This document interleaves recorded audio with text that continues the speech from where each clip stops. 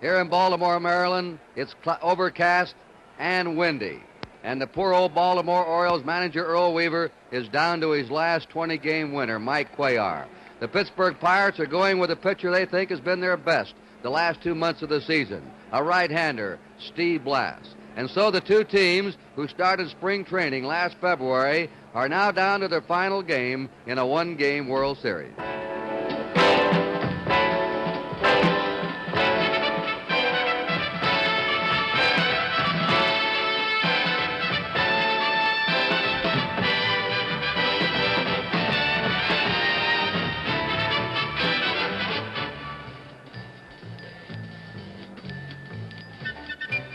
NBC Sports, a service of NBC News, presents the 7th game of the 1971 World Series. The National League champions, the Pittsburgh Pirates, versus the American League champions, the Baltimore Orioles. Brought to you by Chrysler Corporation, Extra Care and Engineering. Your host today, your local Chrysler Plymouth dealer. By Right Guard Antiperspirant, the one that's super dry. And by Phillips 66. The Performance Company. At Phillips 66, it's performance that counts. Hi, everybody. Kurt Gowdy of the NBC Sports Department. Chuck Thompson, the telecaster and broadcaster of the Baltimore Orioles, and Tony Kubek of NBC roaming the stands for you. The two starters are already warming up. Once again, it's going to be Cuellar against Blass. We'll talk a little bit more about them. And we've had a late lineup change. It could be meaningful in this game. The Pirates have just moved Willie Stargell out of the cleanup position and dropped him to number 6. They have elevated Bob Robertson, their first baseman, into the cleanup spot, and they put Manny Sanguillen in the number 5 spot catching. Yesterday, and we've talked to a lot of writers, broadcasters, baseball people who have followed the World Series for years, and they all agree one of the most dramatic World Series games they've ever seen. There were plots and subplots, a real thriller, that 10-inning victory, as the Orioles got back into it. So each team now has fought from behind. The Pirates over in Pittsburgh and Baltimore here, and we're down to the 7th game, and let's look at the starting pitchers now. Going for Pittsburgh will be the man that got Pittsburgh on the winning track in this series, Steve Blass, who pitched a brilliant 3-hitter at Pittsburgh. Blass won 15 and lost 10. He's typical of the Pittsburgh staff. They're trying to do it with 10 and 15 game winners against all the 20-game winners the Orioles have, and the Pirates have more than held their own. Starting for the Baltimore Orioles will be their 20-game winner, their crafty left-hander, 34-year-old Mike Cuellar, and Blass defeated him decisively in Game 3 of the World Series at Pittsburgh. So it's Cuellar against Blass for the championship. Both bullpens will be loaded, as you all know. And now let's get the slants from Baltimore's Chuck Thompson. Well, thank you very much, Kurt. And well, you know, you seldom get to this. The 7th game of the World Series is unlike anything else in sports, and I must confess I think I'm a little more nervous this afternoon than I was in Game 1. And the Baltimore side of it, I think Baltimore fans are feeling that maybe yesterday they saw a little bit of a comeback from Baltimore, not necessarily that they won the game. But things like they played their first errorless ball game. They were able to steal a base, take an extra base, and more importantly than anything else, able to shut out that outstanding Pittsburgh lineup for 7 innings. Able to do some of the things that brought them a championship in the American League. Able to do some things that the Pittsburgh Pirates' outstanding pitching has kept them from doing throughout the first 6 games. Game 7 of the 1971 World Series. I can't wait for it to start. And now down to Tony Kubek. With me, Brooks, Robinson, and Brooks. There's always pressure in the World Series, an all-star game, pennant-clinching victories or any place else. But the Baltimore Orioles and Brooks Robinson has never been in a 7th game. How are you feeling? Well, I feel fine, Tony. I'm a little excited, and like to say, you can really feel it inside, and just the crowd here will make you feel it inside, and I just hope we have a good ball game. An entire season, playoffs, spring training, all boils down to this one game, the 7th game of the World Series. I guess that's the way it's supposed to be, Tony, but it's going to be an exciting ball game, and we worked long and hard, and we were number 1 last year, and we got a chance to be number 1 this year, and that's what we've been shooting for all year. Brooks Robbins, thank you so much. Good luck. Okay, Tony, thank you. Back upstairs. Good afternoon, ladies and gentlemen. Welcome to Baltimore's Memorial Stadium for the 7th game of the 1971 World Series. Here are the official lineups. First, the National League champion, Pittsburgh Pirates. Here is the manager of the Pirates, number 40, Danny MURTAUGH. Batting first, playing second base, number 30, Dave Cash. Batting second, playing center field, number 15, Gene Clines. Batting third, playing right field, number 21, Roberto Clemente. Batting fourth, playing first base, number 7, Bob Robertson. Batting fifth, catching for Pittsburgh, number 35, Manny Sanguillen. Batting sixth, playing left field, number 8, Willie Stargell. Batting seventh, playing third base, number 11, Jose Pagan. Batting eighth, the shortstop, number 2, Jackie Hernandez. Batting ninth, and pitching for the Pirates this afternoon, number 28, Steve Blass, warming up in the bullpen.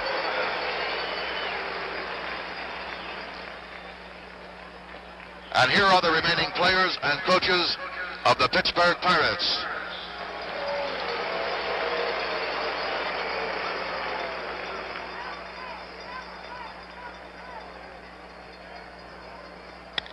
Now, for the American League and defending world champion, Baltimore Orioles. Here is the manager of the Orioles, number 4, Earl Weaver.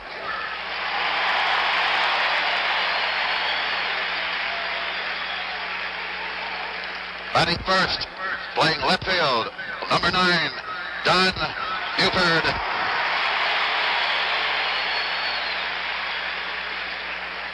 Batting second, playing second base, number 15, Dave Johnson. Batting third, the first baseman, number 26, Boog Powell.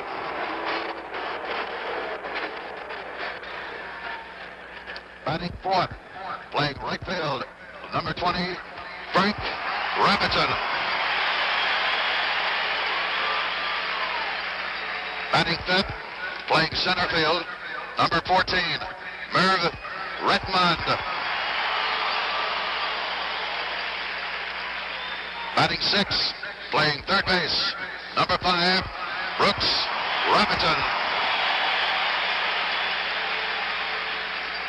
Batting seventh, catching for Baltimore, number 10, Elrod Hendricks.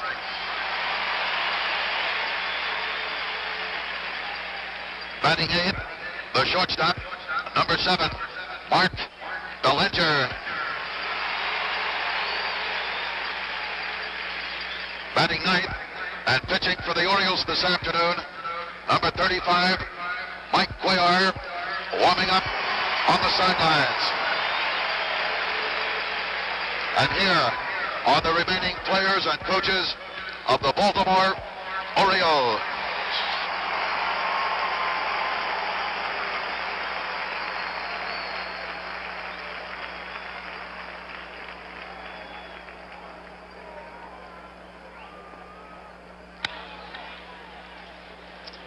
Ladies and gentlemen, please rise for our national anthem, which will be played by the 1st United States Army Band.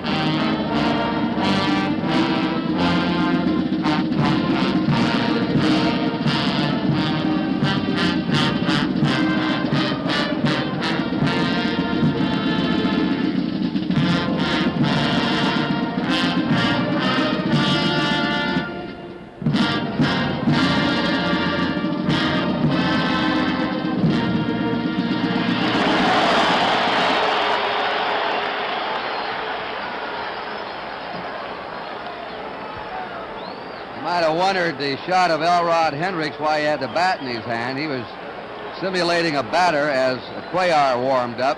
So Hendricks did not come out of the dugout to be introduced along with the rest of his Baltimore teammates. And another oddity about the introduction, Earl Weaver gave a personal applause to each Oriole as they came out. I guess, thanks, fellas, for the great season you gave me here. Win or lose today. Now the meeting at home plate.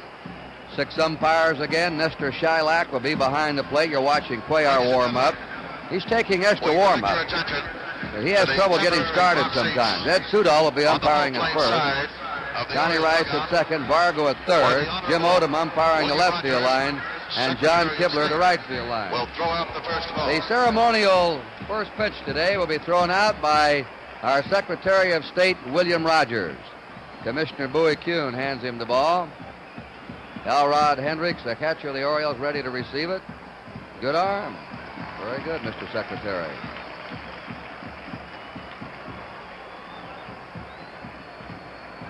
Once more. Uh-oh. I guess that's the Secretary's blooper pitch. Well, the 7th and final game of the 1971 World Series being brought to you from Memorial Stadium in Baltimore as the Pittsburgh Pirates meet the Baltimore Orioles. All right, the Orioles taking the field. Chuck Thompson will set him up defensively. Let me say, though, that the wind is a big factor today.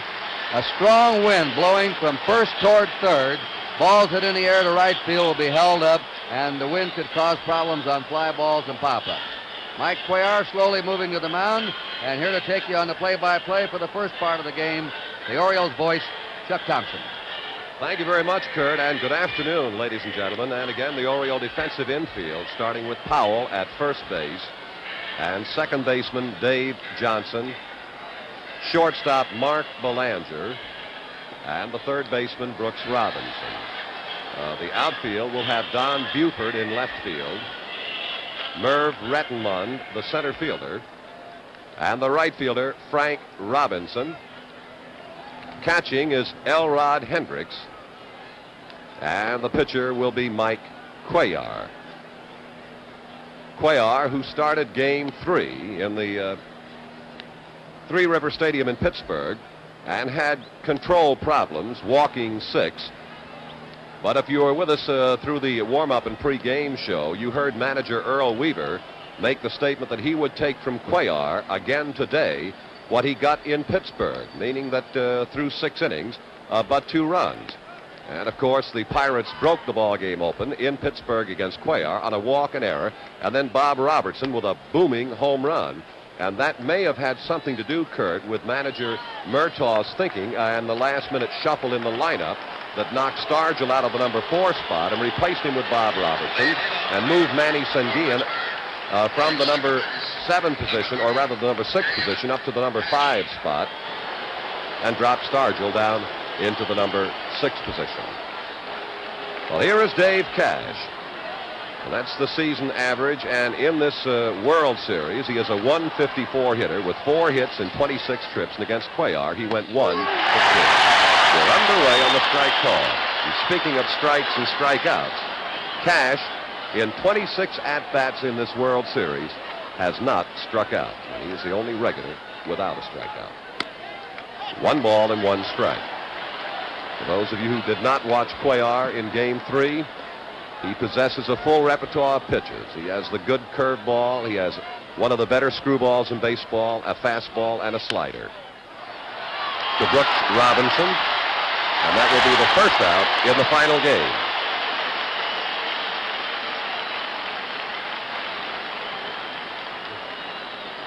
Brooks Robinson playing the short hop or the offbeat hop. He cradles the ball sometimes like that up into his stomach. Makes his throw. Well, the Orioles are off to a good defensive start. And here's Gene Klein's, Chuck. Klein's a 143 hitter in the series, and that's his yearly mark, 308. And let's see, watch Rettenmund and left fielder Buford. It'll be the center fielder Rettenmund. And we have 2 down in the Pirate half of the first inning. Though it was not apparent on that fly ball, keep in mind the point that Kurt brought out a moment ago. There is a strong 8 to 15 mile an hour wind from first to third, or from the right field foul pole to the left field if you prefer. And here is an indication of what the outfielders, infielders will contend with on a ball that gets up high enough today. And speaking of problems to contend with, Baltimore has had its hands full and then some trying to handle Roberto Clemente, a .440 hitter in the World Series, and a ball one. Clemente's game against Cuellar in Pittsburgh saw him come to the plate 4 times with 1 base hit. And Clemente has done it all for the Pirates here in this 71 series. 2 balls, no strikes. By that I mean he has a pair of doubles. He also has a triple. He has a home run. He has knocked in 3. He has 11 base hits in 25 trips to the plate.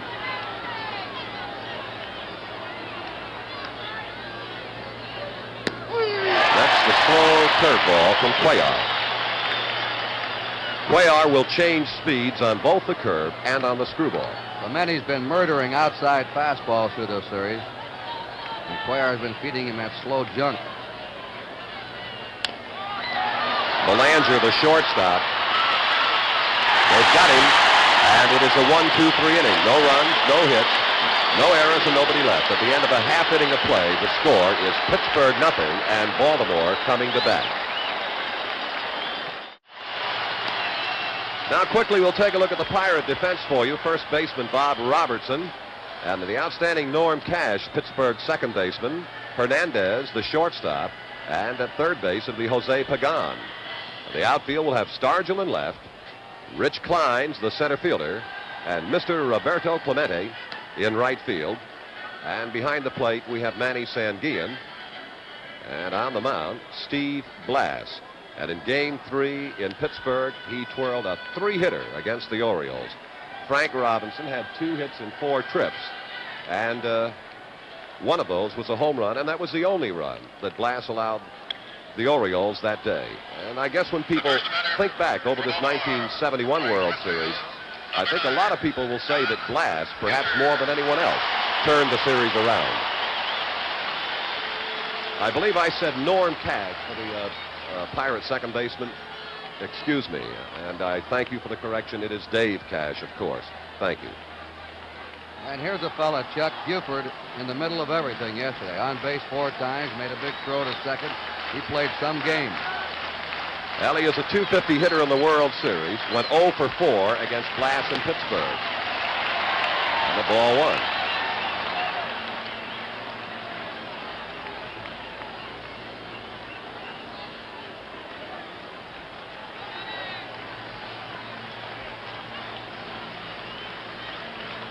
One nothing to Buford. Ball 2.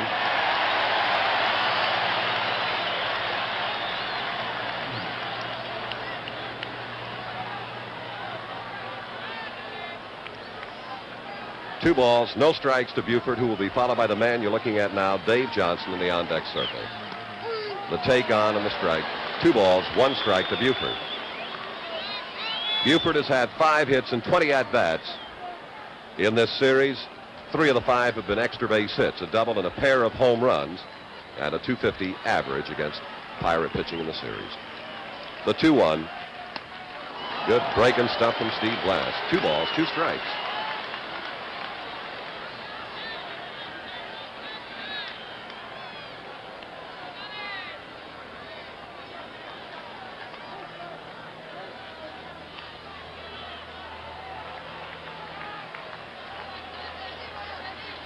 Like a shake-off and a couple, huh? The 2-2. And you heard him talking earlier in the pre-game show today that he intended to try and set up the fastball and the slider with that pitch that he just missed with, the slow overhand curveball that fills the count 3-2 to Buford. He missed again. A leadoff walk to Buford.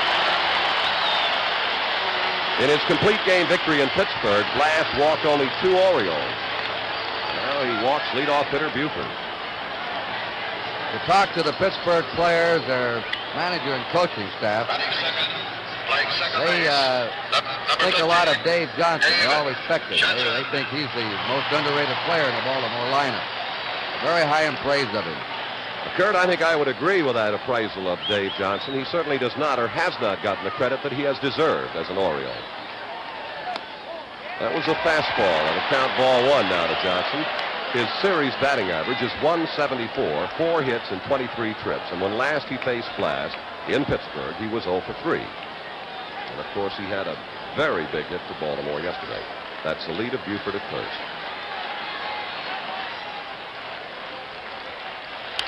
Out of play, 1 ball, 1 strike.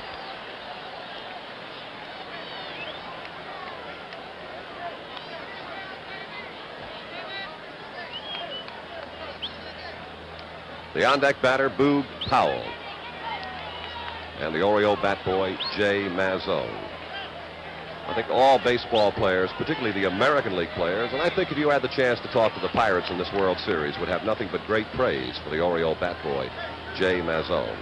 And this is his last year with Baltimore. He will be going to college and then not able to continue as a bat boy. It's been a great experience for the Orioles to have him as a bat boy, and of course, he feels it's the greatest thing that's ever happened to him. 1 ball, 1 strike to Dave Johnson.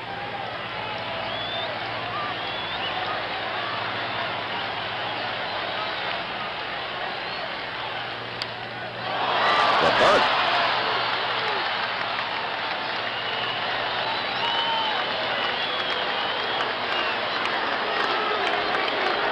One gone.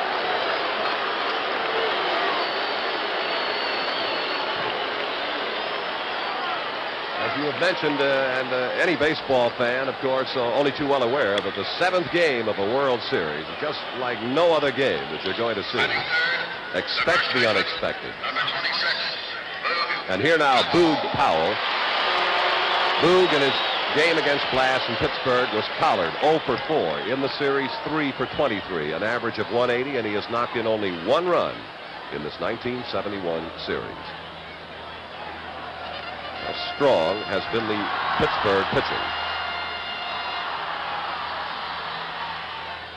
That's the curveball from Blass. Beautifully thrown in the strike zone.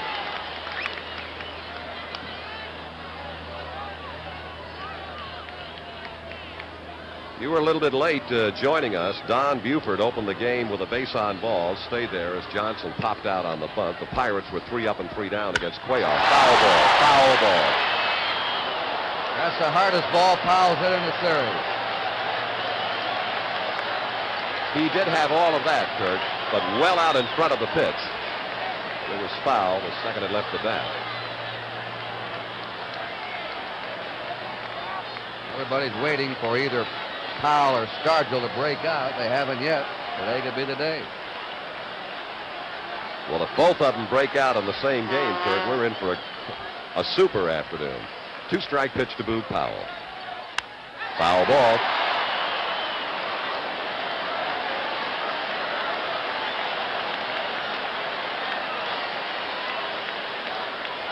You see the wrist bandages on Boog Powell, and you know about his hand problem. And one of the, he does it a lot, hurts it, re-injures it, checking a swing. But truthfully, he does that right wrist more harm sliding than any other way. He just cannot avoid putting that hand down, and he gives it an awful jar every time he slides. The Orioles have given him all sorts of things to carry in that hand as a base runner, and he still puts the hand down.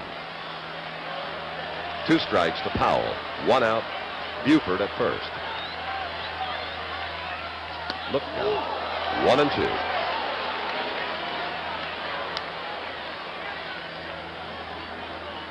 Well, it has been strictly a home team World Series so far. The Pirates have won every game played in Pittsburgh. The Orioles have won every game played in Baltimore. And now time, Earl Weaver is on his way.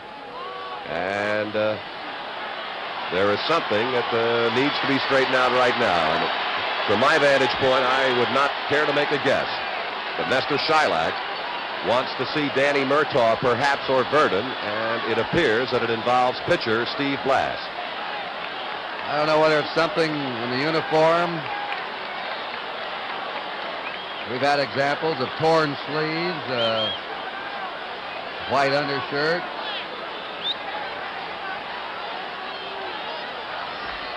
Now Murtaugh and Blass It is something to do.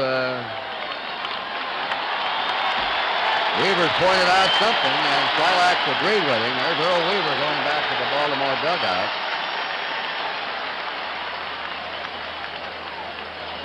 While they do this, we'll tell you the telecast presented by authority of Major League Baseball, intended solely for the private non-commercial use of our audience. Any publication, retransmission, or other use of the pictures, descriptions, and accounts of this game without the express written consent of the Commissioner of Baseball is prohibited.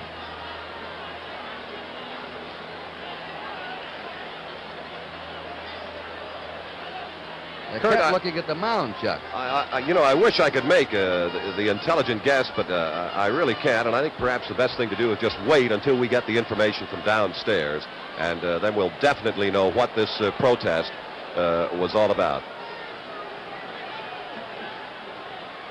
Now, Blass has asked for a couple of, warm-up tosses. I wonder if Weaver was arguing that he was standing off the rubber. I had thought about this, but let's wait for verification. Alan Roth is getting some information for us right now, Kurt. And now Weaver is on his way again.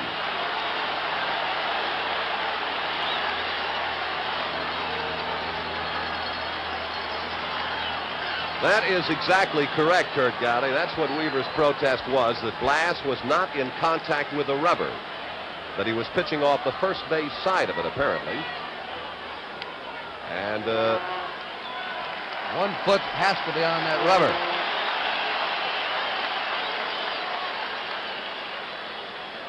I'd like to, perhaps a little later, if we have the opportunity to get Tony Kubek's viewpoint on this. I'm trying to think of what possible advantage, other than being in front of the rubber, where you would be, cheating an inch or two in your delivery. But it seemed to me that Blass was more to the first base side of the rubber than in front of it. All right, here is the 1-ball, 2-strike pitch to Powell. And it's 2 balls, 2 strikes. Kurt? And, of course, it's a needling tactic by Earl Weaver. If he thought of any way he could upset Blass or the Pirates, he's out there to do it. So you see that Blass does work from the extreme first base end of the rubber. And the 2-2 to Powell. There's that curve, and he just has not been able to get it over consistently. Of course, he's only faced 3 men. 3-2 now. That's his important pitch. He must get that slow curve over. When he does, he's really rough. That's really his changeup. Now, here is a good close-up shot, and quite obviously, Blass is exactly where he is supposed to be, in contact with the rubber. And this is the payoff. 3-2 pitch to Powell. Buford at first and 1 out. They hold Buford, and Powell strikes out. Now to Tony Kubek. Actually, what was happening is Earl Weaver was talking about a few things. He thought he was going to his mouth too much. He was not stopping with a man on first base. But mainly, they had noted in the first ball game that Blass was digging a hole toward the first base side of the pitcher's rubber, off the pitcher rubbing surface. They want him to be on that rubber. And, of course, as Kurt mentioned, a little bit of psychological warfare to rattle Steve Blass by Earl Weaver. Back upstairs. Thank you, Tony. Thank you very much. Here is Frank Robinson, 2 down. And we'll watch Clemente, the right fielder. The wind is holding it up a little bit. Clemente there and makes the grab for the final out of the inning. Baltimore, no runs, no base hits, no Pirate errors, and 1 man left. At the end of 1 inning of play, the score is Baltimore nothing, Pittsburgh nothing. Well, in the Pittsburgh half of the 2nd inning, the number 4 hitter will be Bob Robertson. He will be followed by Manny Sanguillen, and then it will be Willie Stargell. Now, the original order that Danny Murtaugh posted had Stargell batting 4, Robertson 5, and Sanguillen 6. He changed just moments before the game, and now it's Robertson 4, Sanguillen 5th, and Stargell 6. I think he wanted to get Robertson up behind Clemente. Robertson with 5 RBIs leads the Pirates in knocking in runs in this series.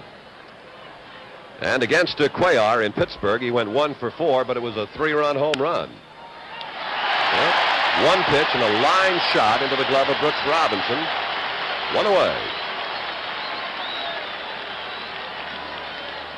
And now Manny Sanguillen. And Sanguillen, against Cuellar in Pittsburgh, had the good afternoon with 2 hits and 3 trips. And an outstanding series for this very fine young catcher, Manny Sanguillen. He is hitting .360 in the series. Has one extra base hit, a double, and he's also stolen 2 bases.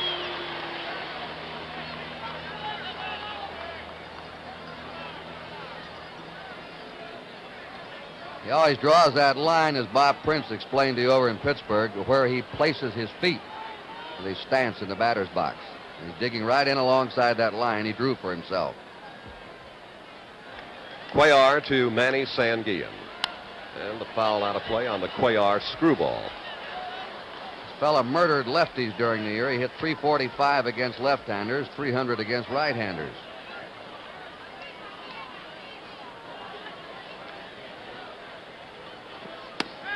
That's the hard screwball from Cuellar. Cuellar, though, is not a normal left-hander. When he throws that screwball, it breaks away from a right-hander. Now the 2-strike pitch to Sanguillen. Out of play.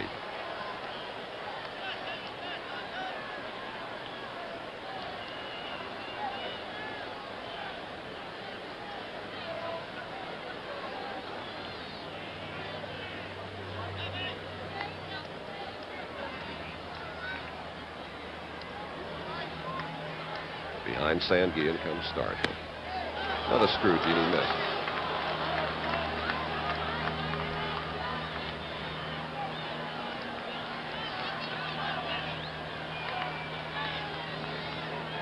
One out, nobody on. 1 ball, 2 strikes to count to Sanguillen. Curveball.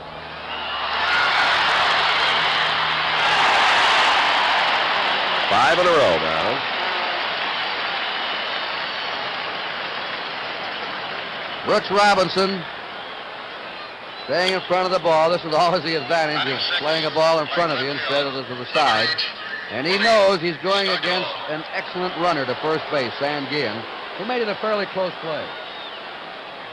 And now Willie Stargell. Stargell 4 for 20 in the series, and he was 0 for 1 against Cuellar in Pittsburgh, but he walked 3 times. And now the Cuellar fastball to Stargell.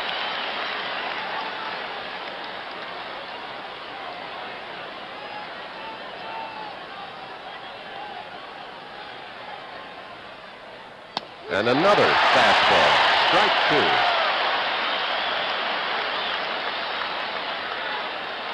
Yesterday, Palmer got Stargell out on fastball. Pagan on deck. 2-strike pitch to Stargell. Another fastball. And the Pirates are 3 up and 3 down. At the end of an inning and a half, the score is Pittsburgh nothing and Baltimore nothing. Well, another chance for you around the world to meet Oriole coaches, first base coach George Staller and third base coach Billy Hunter.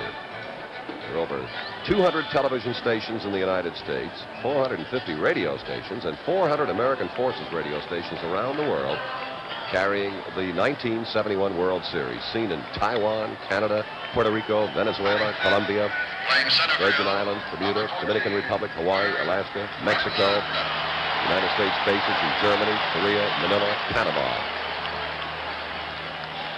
Here is Merv Rettenmund, a .217 hitter in this series, 5 for 23, and 0 for 4 against Blass in Pittsburgh. Shortstop Hernandez. 1 gone.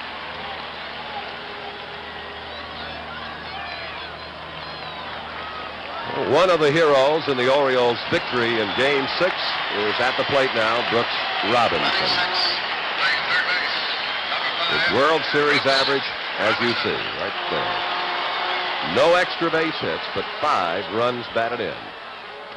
Good fastball from Blass.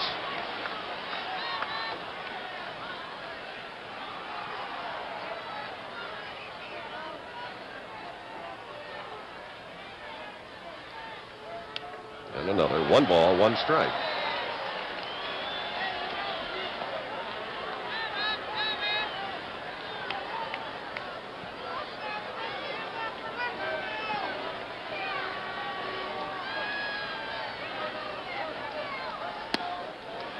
Two balls and a strike to Brooks Robinson.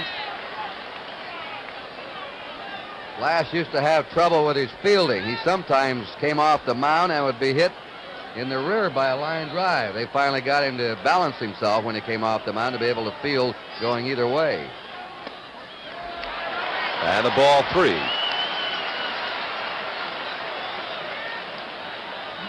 Well, you saw an example in the Dobson game in Pittsburgh that being able to field your position could certainly help, because there were many Pirate shots back through the middle that Dobson merely, he couldn't get himself in position to do anything about. Ball 4 to Brooks Robinson. And walk number 2 issued by Steve Blass.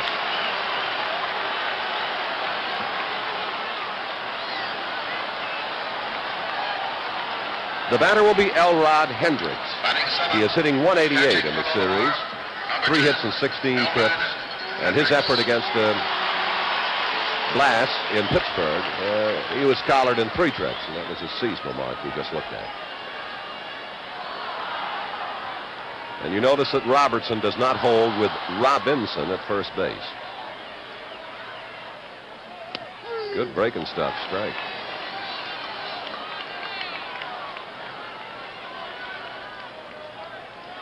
And the Pirates continue to play Hendricks, much in the manner they play a Boog Powell. With a man on base, the shortstop doesn't come over to the first base side, but almost. Bob Robertson, and Brooks Robinson will hold at second.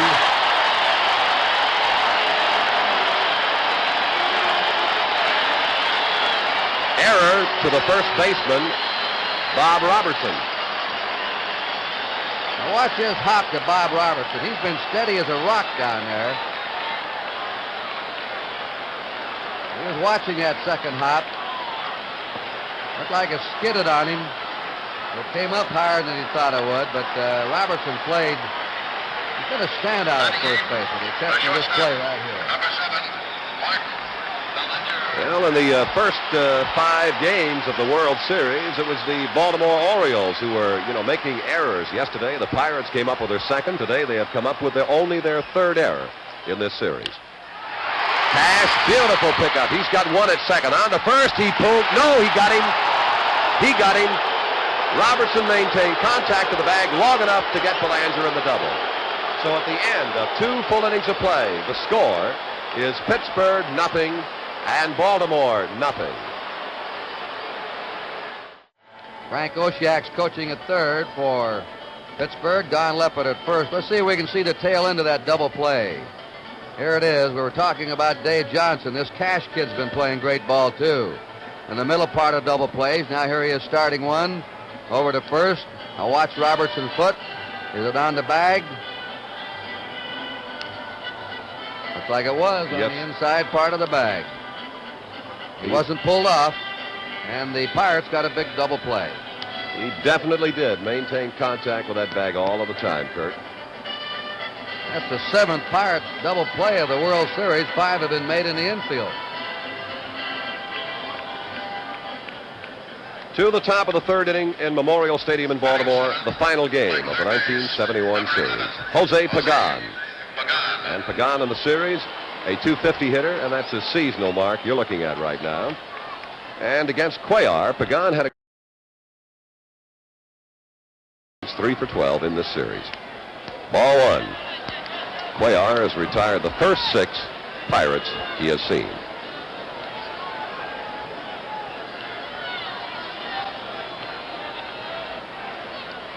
The curve. Yeah, Jim Russo, the Baltimore scout, was telling me before the game, Chuck, he said we were wondering, the Latin players seem to be able to hit Cuellar. Cuellar's a Cuban. Maybe they know him. We just can't figure it out. Brooks Robinson at third. He got the good hop. And now 7 in a row have gone down against Cuellar.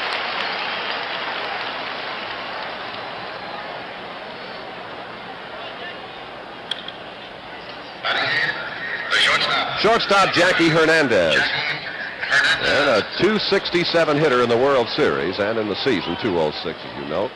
Actually, he's been to the plate 15 times with 4 base hits. He has a run batted in, and he also has a stolen base. Well, he's out of the box, or is he? Hold on a minute. Foul ball. Just a foul ball. And it hit him in foul territory. 1 strike to Hernandez.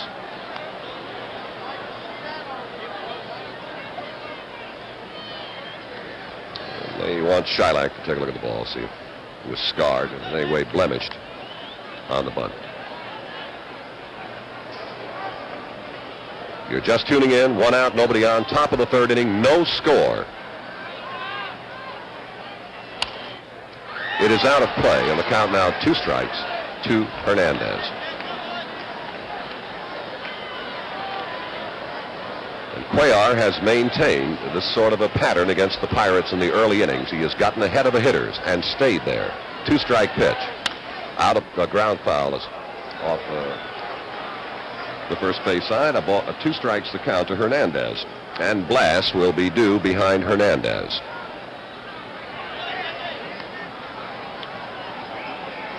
There he is.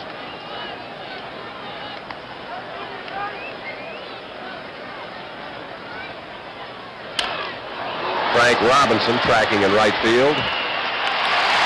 2 down. Well, first Tuesday has changed. It's now Chronologue, and we'll still examine the new and unusual stories that make the headlines. Join Garrick Utley and watch Chronologue this Friday night right here on NBC. Number 28, Steve Blass. Here's Steve Blass. His lifetime batting average in the National League is 135.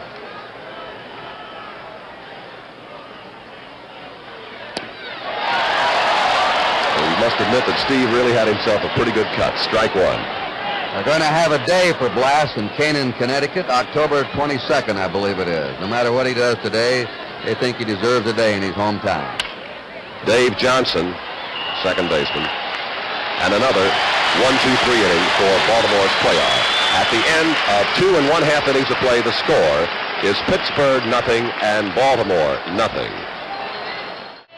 Coming right up here after this final game of the World Series, you'll see NFL football, either Cleveland at Cincinnati or San Diego at Denver.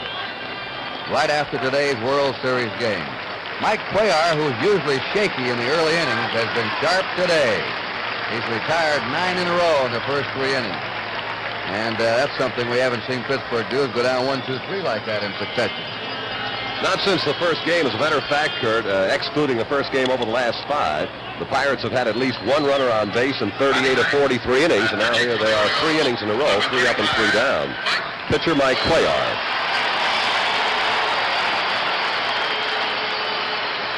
That's the average for Cuellar on the year.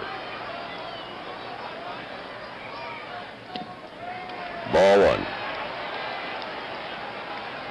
Now Blass, who walked but 2 Orioles in 9 innings of a 5-1 triumph in Pittsburgh, has already issued 2 walks. 1-1.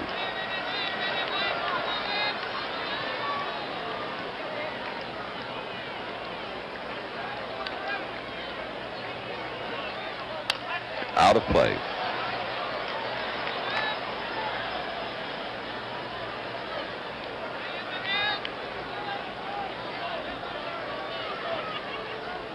Top of the batting order, that's Buford in the on-deck circle. 1-2 to Cuellar. Blass picks up strikeout number 2.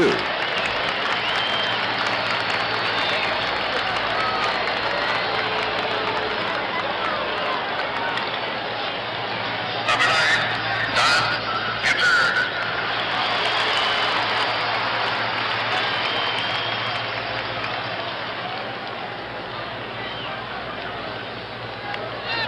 Buford with the outstanding on-base percentage for Baltimore of over 400. And he opened the ball game with a base on balls. Blass just came right after the Birds and held Buford at first, but look out. Behind him, he's all right. Ball 1.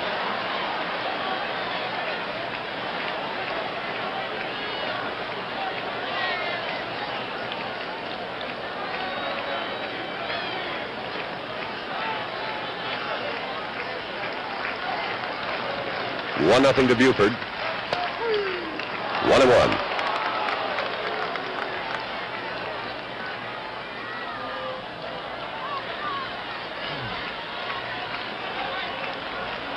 Dave Johnson, the on-deck hitter. Due batter behind Buford. 2-1 now. Appeared to be the curveball again from Blass. Look at that hole at shortstop they give Buford. There it is. The 2-1. Off Buford's foot. It is a foul ball, and what an effort from Steve Blass.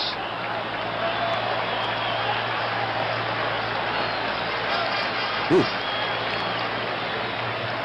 Like the old gas house game. Pepper Martin sliding into a bag.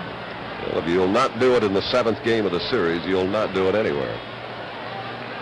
Fine effort from Blass. The count, 2 balls, 2 strikes to Buford. And Steve seems to be okay.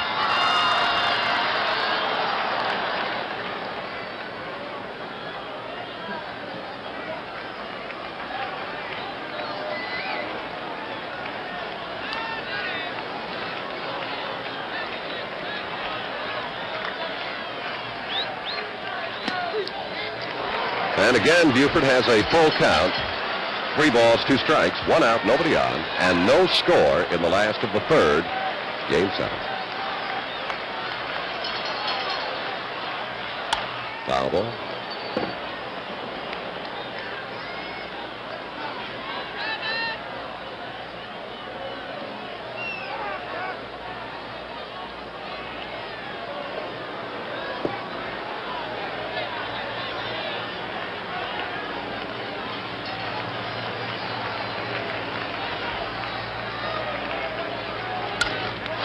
Base hit. Stargell chasing for it. And check that. Clemente chasing for it. And Buford has reached for the 2nd time this afternoon. Clemente cut that ball off with that good speed. It had a chance of getting in the alley between Kleins and Clemente. And Roberto got to it very quickly and held Buford to a single. Baltimore's first base hit. Here is Johnson with Buford at first base and none out in the 1st inning. He attempted to bunt and popped out to the pitcher, Blass. There goes Buford. They've got him hung up. And he is out at second base.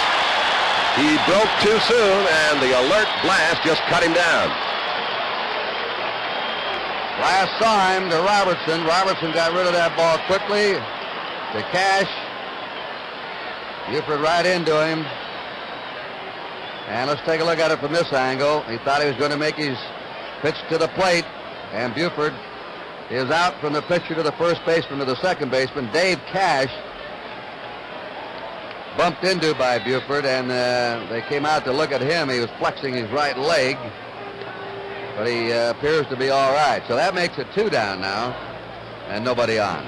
The Pirates have had 3 men cut down on the bases in this series. And this is the first time the Orioles have run into trouble on the bases. So with 2 down and nobody on, Johnson waiting the first one from Steve Blass. Oh, what a fine play from Pagan. And the final out of the inning. Baltimore, no runs, 1 base hit, no Pirate errors, nobody left. At the end of 3 complete, the score is Pittsburgh 0 and Baltimore 0. Well, we go now to the top of the 4th inning at Memorial Stadium in Baltimore, and the top of the Pirate batting order. That'll be Dave Cash, Rich Klein, Gene Kleins, and then Roberto Clemente. Cash, Kleins, Clemente. Cash in the 1st inning was out on the ground ball to Brooks Robinson. Klein skied to the center fielder Retman, and Roberto bounced to the shortstop, Mark Belanger.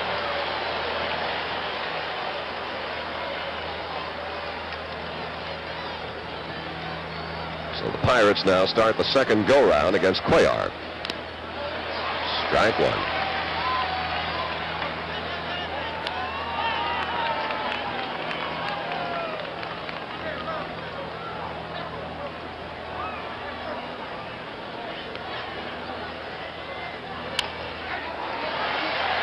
Dave Johnson reaches, and now the Pirates have sent 10 up, and Cuellar has retired 10 in a row.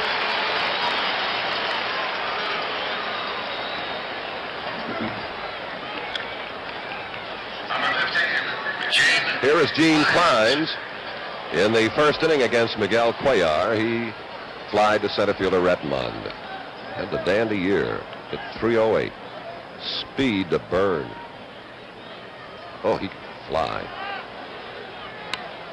Bunt effort, Cuellar. Fair hand. Hey, they got him on a nifty play from Powell. Oh, that was a fine pickup of what appeared to be a tough kind of a throw to handle.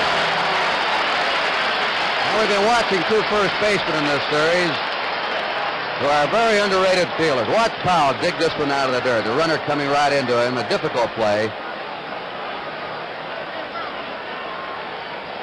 Up he comes. Powell and Robertson add a measure of excellence to each of these infielders. And what a great shot of that catch from Boog Powell. Here is Roberto Clemente against Cuellar in the first inning. He grounded to short.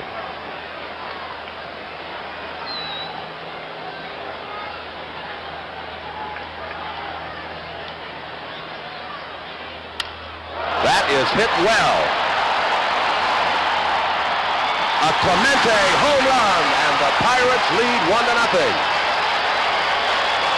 Looked like he hit a breaking pitch right over the plate. That's his 12th hit. He's one short now, tying Bobby Richardson's all-time World Series record of 13 hits in a 7-game World Series. He had a triple and a homer yesterday and a home run today. Let's watch his swing now. Look at him tee off. Everything in that 180-pound body whipping around. This one he pulled the left center. Most of his hits have been to right. Brooks Robinson, and that will be the final out. But the Clemente home run gives the Pirates at the end of 3 1/2. Now let's take a look at the Brooks Robinson play again on the final out to retire Bob Robertson. Cutting in front of shortstop Belanger. And the recovery in the throw to first. And so, at the end of 3 1/2 innings of play, it is Pittsburgh 1 and Baltimore 0.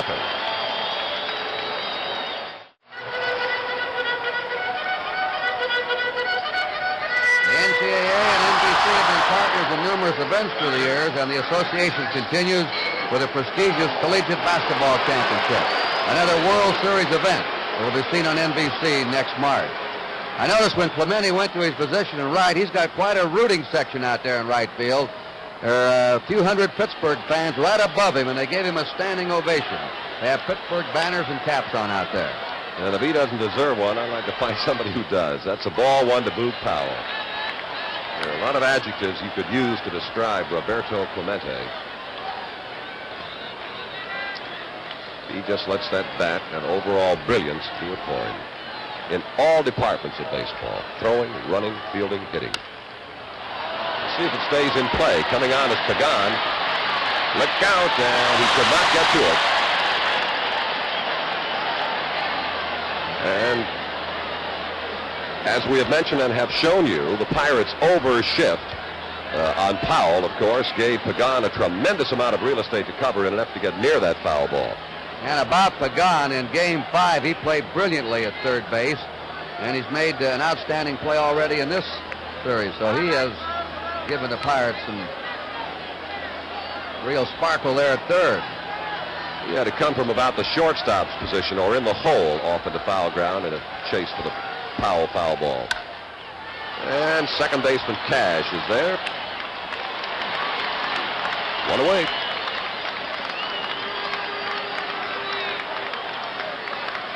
And now Frank Robinson, who flied to right fielder Clemente in the first inning. Number 20, Frank Robinson. Well, these are the figures on Frank Robinson in this World Series.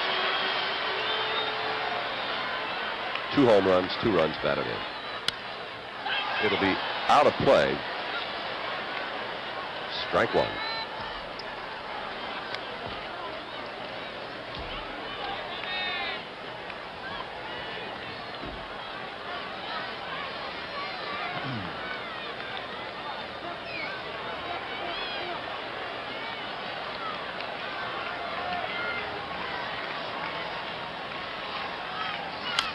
Out of play.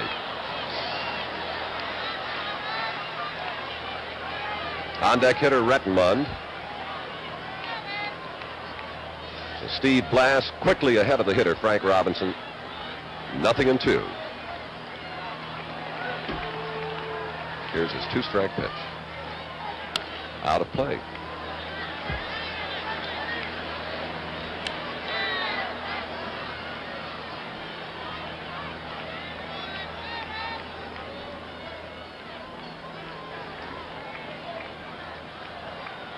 Both Blass and Cuellar pitching one-hitters through the opening innings. The one hit off Cuellar, the home run by Clemente accounting for the Pirate. Beautiful curveball from Blass. And he picks up strikeout number 3, his 3rd strikeout. This is an important pitch for Blass. This is a slow curve, and he uses it as his changeup. He was having trouble getting it over in the first couple of innings, but he had Robinson way off his timing. Now, if he gets this pitch over, along with the fastball he has in a slider, he's going to be tough. Here is Merv Rettenmund with 2 out, nobody on. And Chuck, all the Orioles have told us that Blass has had the best stuff of the Pirate pitchers they've hit against. Absolutely. 1-0 to Rettenmund. The Pirates have scored first in 5 of the 7 games. Here comes Pagan. What a pickup and throw. And the Orioles are 3 up and 3 down. At the end of 4 complete, the score is Pittsburgh 1 and Baltimore 0.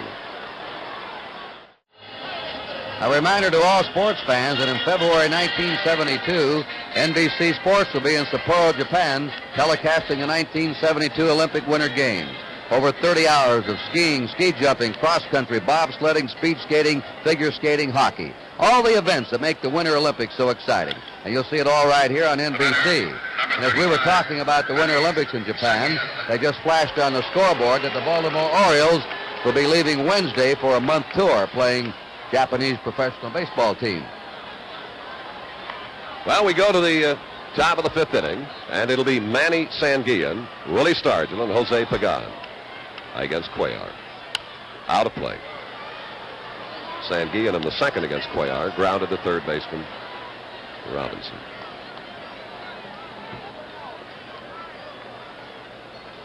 That's a very interesting message.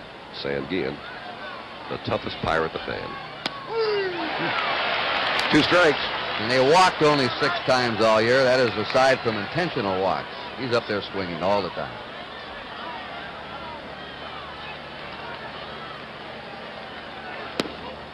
One ball, 2 strikes.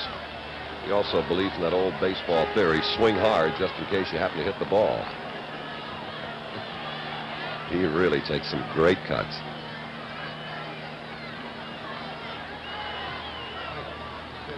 One and 2 to Sanguillen.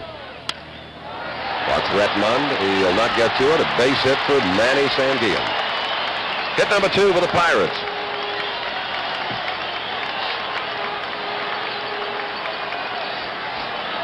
And now Willie Stargell. The last time he faced Cuellar in the 2nd inning, Cuellar just went right after him with fastballs and struck him out. Well, let's see if Cuellar changes the pattern against Stargell as he works on him the 2nd time.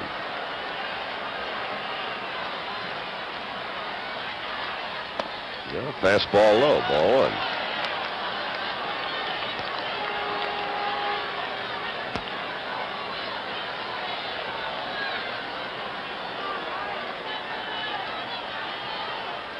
Well, he changed curve and the count 2 balls, no strikes, something that Stargell did not see in his first trip to the plate, a breaking ball.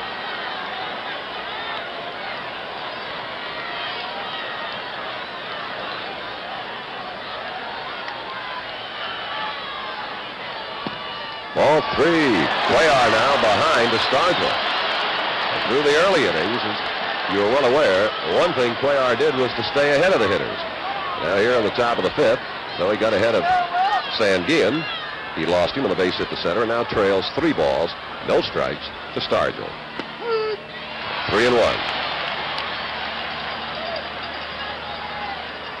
And I would think this would be a tough pitch for Cuellar to make to Stargell. 3 balls, 1 strike. Nobody out, and Sanguillen at first.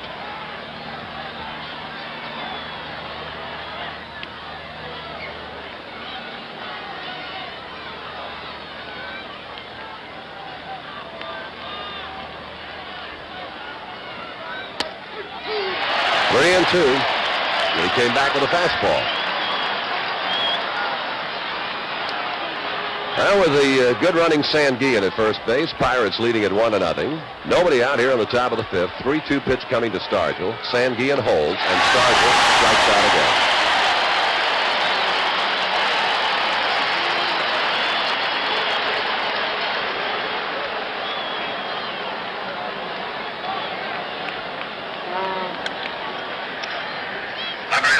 And the batter now, Jose Pagan. Grounded to third base in the third inning.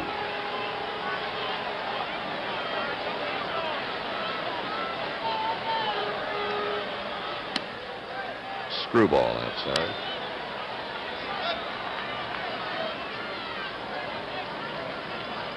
Base runner Sanguillen at first. Now the 1-0 pitch to Pagan. Belanger. Yes, sir. The call at second base is out. Belanger has unusual range, and he really gets over here in the hole. Hernandez made this kind of a play over in Pittsburgh. Look at that throw right there. Just in time. Sanguillen argued, but he's there. Here comes Sanguillen into the bag.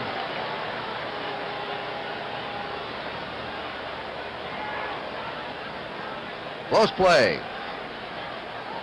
So there are now 2 down in the Pirate half of the fifth inning, and Hernandez, who fly to right fielder Frank Robinson in the third.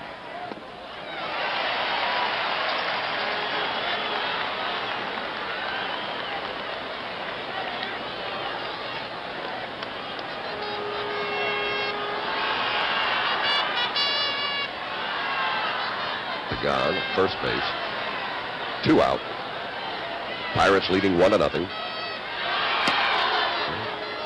Hernandez refused to chase that one. 1 ball and 1 strike.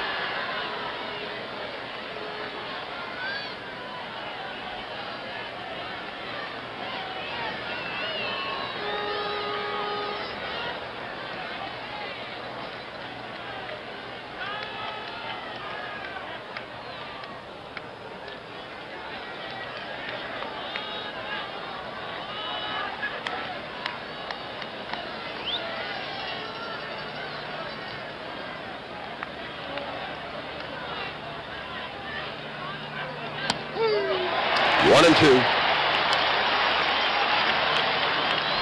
And those of you who watch Cuellar work in Pittsburgh, I'm sure will agree that he seems to be throwing many more fastballs this afternoon than he did in Pittsburgh in Game 3.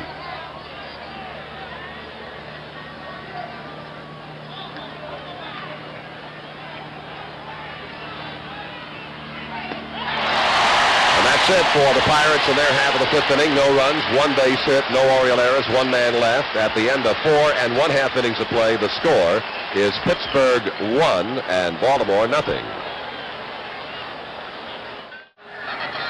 All ready to go to the last half of the fifth inning in Baltimore, and it's with a great deal of pleasure I turn you over again to NBC's Curt Gowdy. Curt?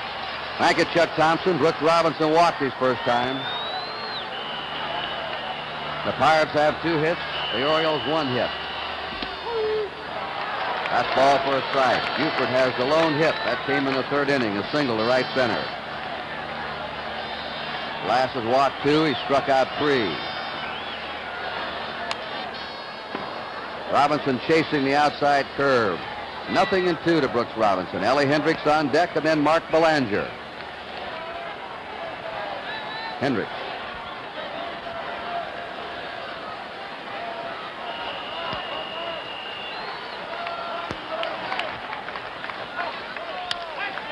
There's a fly ball that Clemente is waiting for. 1 down. Earl Weaver, like yesterday, is clubbed behind. Ellie Hendricks reached in an error his first time.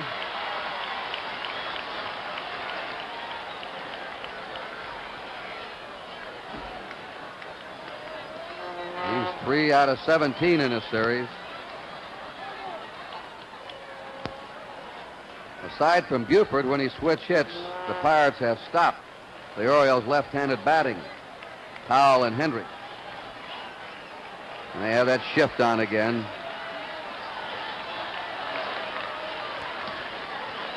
Ball one. All through this series, Chuck, when the Pirates play a batter as a full hitter, they really play him as one. They don't mess around with it. They get way around. 1-0. Pittsburgh ahead, last of the fifth. We could add, Kurt, that they have always been right.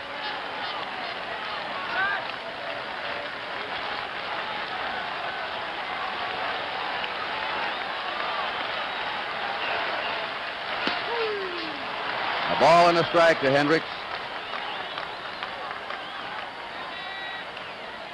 Keep looking for him to take that outside pitch and try to go to left field with it, or left center.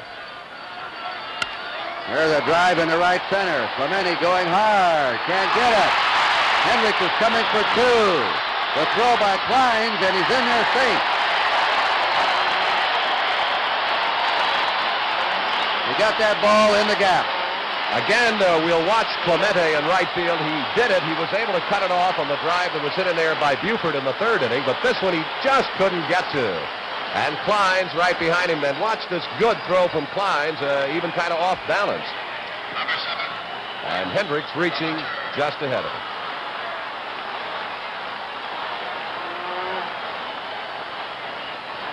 Mark Belanger wrapped into a double play his first time. Hendricks at second. One out. Pittsburgh ahead 1-0. Last of the fifth inning.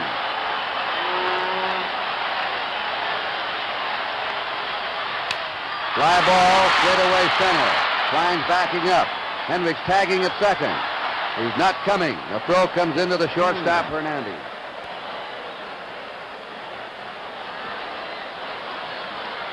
Two down, and Mike Cuellar will be up. He struck out his first time.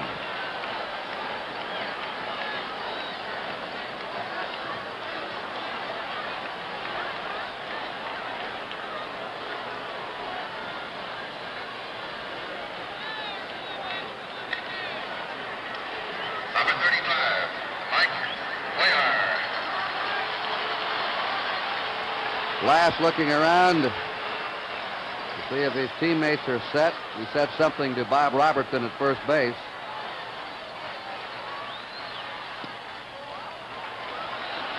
One ball, no strikes. Cuellar is not what you'd call a good hitting pitcher, Kurt, but he's kind of dangerous. He loves to swing, swings hard, and he can hit the ball with power. He had a grand slam homer against the Twins, I remember, in last year's playoffs. Ball two. 2-0 to the opposing pitcher. Steve Blass. An emotional sort of a fella. Has some good quips.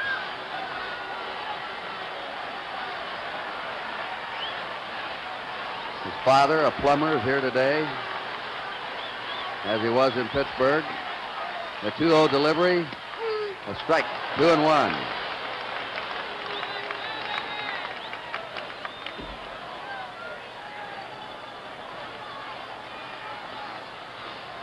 Blass walked Cuellar in game 3. The 2-1 delivery. Strike 2, 2-2 to Cuellar. And we're going to have some warm-up action now in the Pittsburgh bullpen. Luke Walker, a left-hander, loosening up. The first warm-up action we've had today. Walker.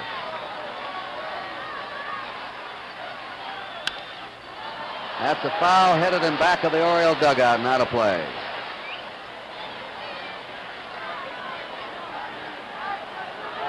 Hendricks going back to second with 2 away.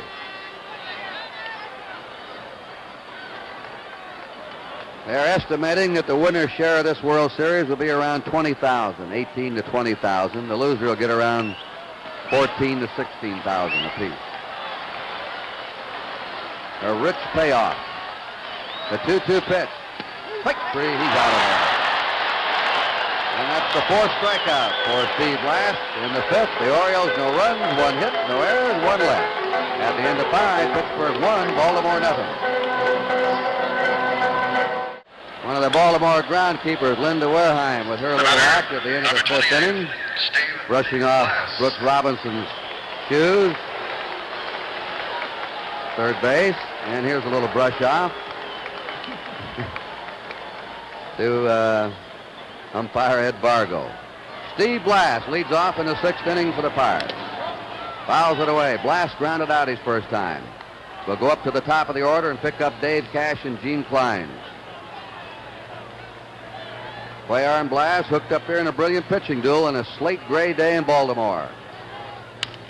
To the mound. One away. One swipe of the bat by Roberto Clemente is the difference right now in this game. Clemente homered over the left center field fence in the 4th inning with 2 down. That's the only scoring if you just joined us. Dave Cash is grounded to 3rd, line to 2nd. Number 30, Dave Cash. And the man of the week right now in Utica, New York, Dave Cash.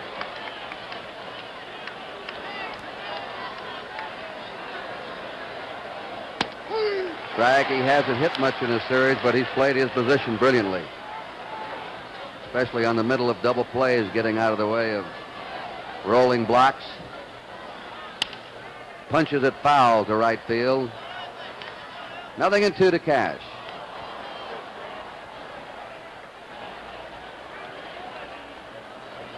We played the first 5 innings of this game in 1 hour and 5 minutes. Both these pitchers working quickly. Fouled away.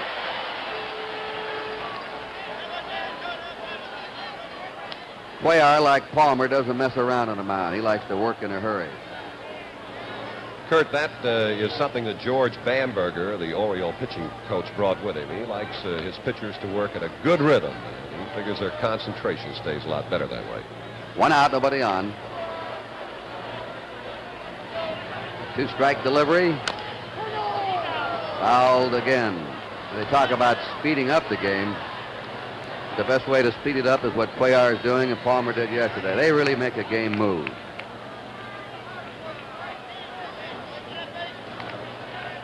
Two strikes to Cash. A ball now, 1-2. Brooks Robinson was expecting Cash to bunt on him today. And he hasn't yet, and he's got 2 strikes. 2-2.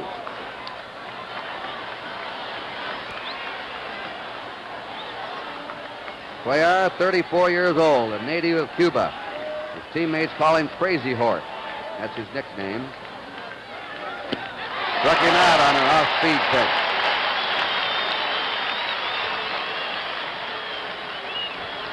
Little compares to the thrills of leading international circus artists and the excitement of the big top. Ed McMahon has your front row seat reserved for the Timex All-Star Circus Tuesday night here on NBC. Dave Cash just struck out for the first time in the series, so at least one regular now, or every regular in both clubs has struck out at least once. 0-1 to Klein, who has fly to center and bounced to the pitcher. 1 run, 2 hits for Pittsburgh. No runs, 2 hits for Baltimore, 6th inning.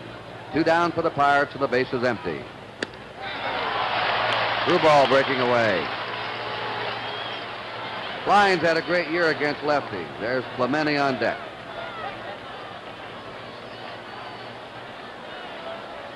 Cuellar's 2-strike pitch. Foul ball.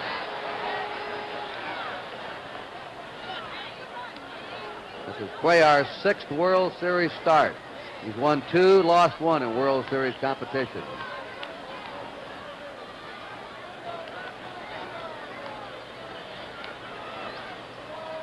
He led the Baltimore staff this year in starts, complete games, and innings pitched. Just under 300 innings pitched. 1 ball, 2 strikes. And he and Pat Dobson led the staff in shutouts with 4. 2-2.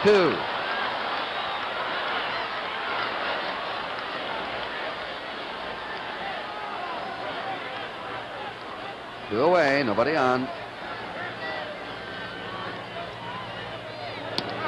There's that flowing again. 2 strikeouts that inning for Cuellar. 3 up, 3 down for the Pirates at the end of 5 1/2. It's Pittsburgh 1, Baltimore nothing. Now a word on behalf of Major League Baseball. Bob Gibson of the Cardinals, Dave Roberts of San Diego will head a group of Major League stars on a tour of the U.S. hospital bases in Hawaii, Guam, the Philippines, and Japan. Greg Nettles of the Indians, Danny Purcell of the Mets. will also be along, and the trip is sponsored by the USO with the cooperation of the Baseball Commissioner's Office. Don Buford has been on base 6 times now, and his last 7 times up. The batter, number 9, Don Buford. Yesterday, he had a single, a homer, a walk, and a double. Today, he's walked and singled. He's also reached base 5 times in a row in the 2 games. This is the top of the Baltimore batting order. And Steve Blass is through with a strike to him. Danny Murtaugh, his aide, Bill Burton.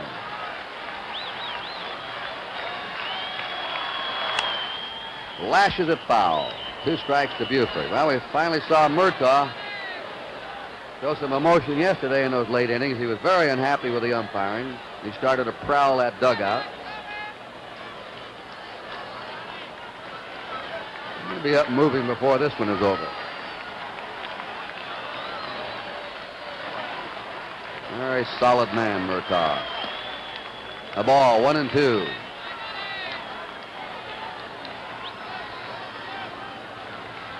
One ball, 2 strikes to Don Buford. Pittsburgh ahead 1-0. Last of the 6th inning. 2-2 count. Steve Blass once paid for ads in local newspapers in Canaan to try and save Little League Baseball in his area. He thinks it's so important for youngsters. He went out and bought his own newspaper ads and urged the citizens to save Little League Baseball. Foul back. 2-2. That's Dave Johnson on deck.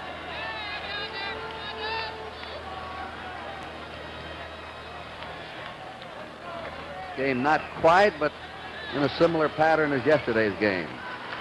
The Pirates grabbed an early 2-0 lead. Today it's 1-0. Oh, hanging curve. A little high. It was over that plate. The 3-2 count. Blass walked Buford in the first, walked Brooks Robinson in the second. He's not walked anyone since. 3-2 pitch. Fly ball to center fielder Klein. 1 down.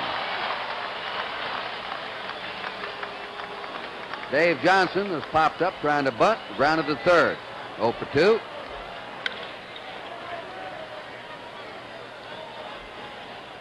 Number 15, Dave Johnson. Just about everybody we talked to, Chuck, thought yesterday's game was one of the best World Series games they'd ever seen. He pops it up to the left side. Hernandez squeezes it for out number 2. Kurt, I think it probably will be one of the greatest, but I'm sure Pittsburgh fans will still say that the final game in 1960 had to be one of the greatest World Series games of all time. A wilder game, a 10-9 game. Mazeroski's homer in the 9th winning it. Unbelievable. Well, we had plots and subplots yesterday. Powell up, struck out, grounded out. In with a strike, 0-1.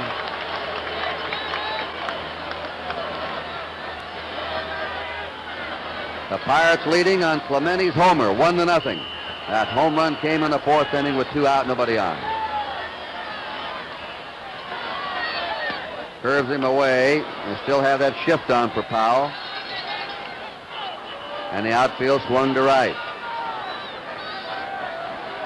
The Orioles have 2 down, bases empty.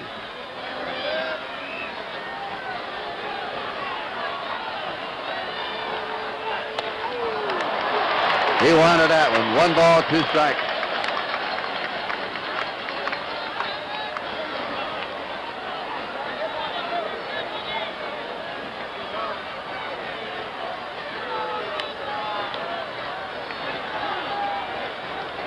Powell is now 3 out of 25 in the series.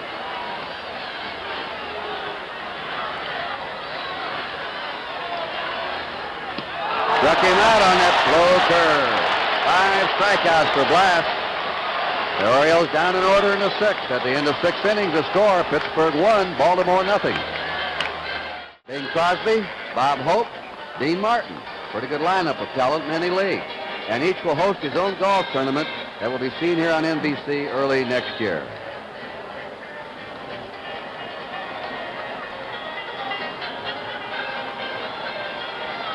Secretary of State Rogers in the blue suit, seated next to Commissioner Bowie Kuhn.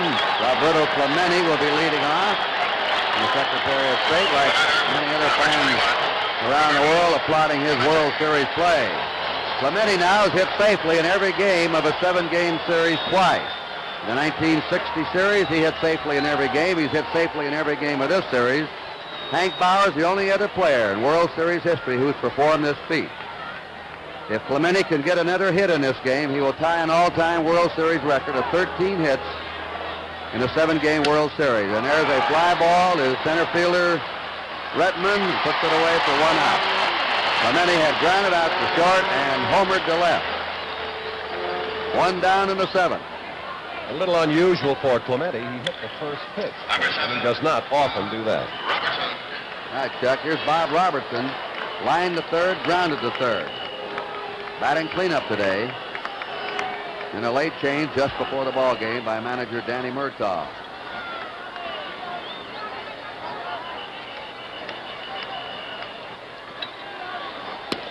Strike, who manages by the seat of his pants and does it very well, thank you. He goes on how he feels.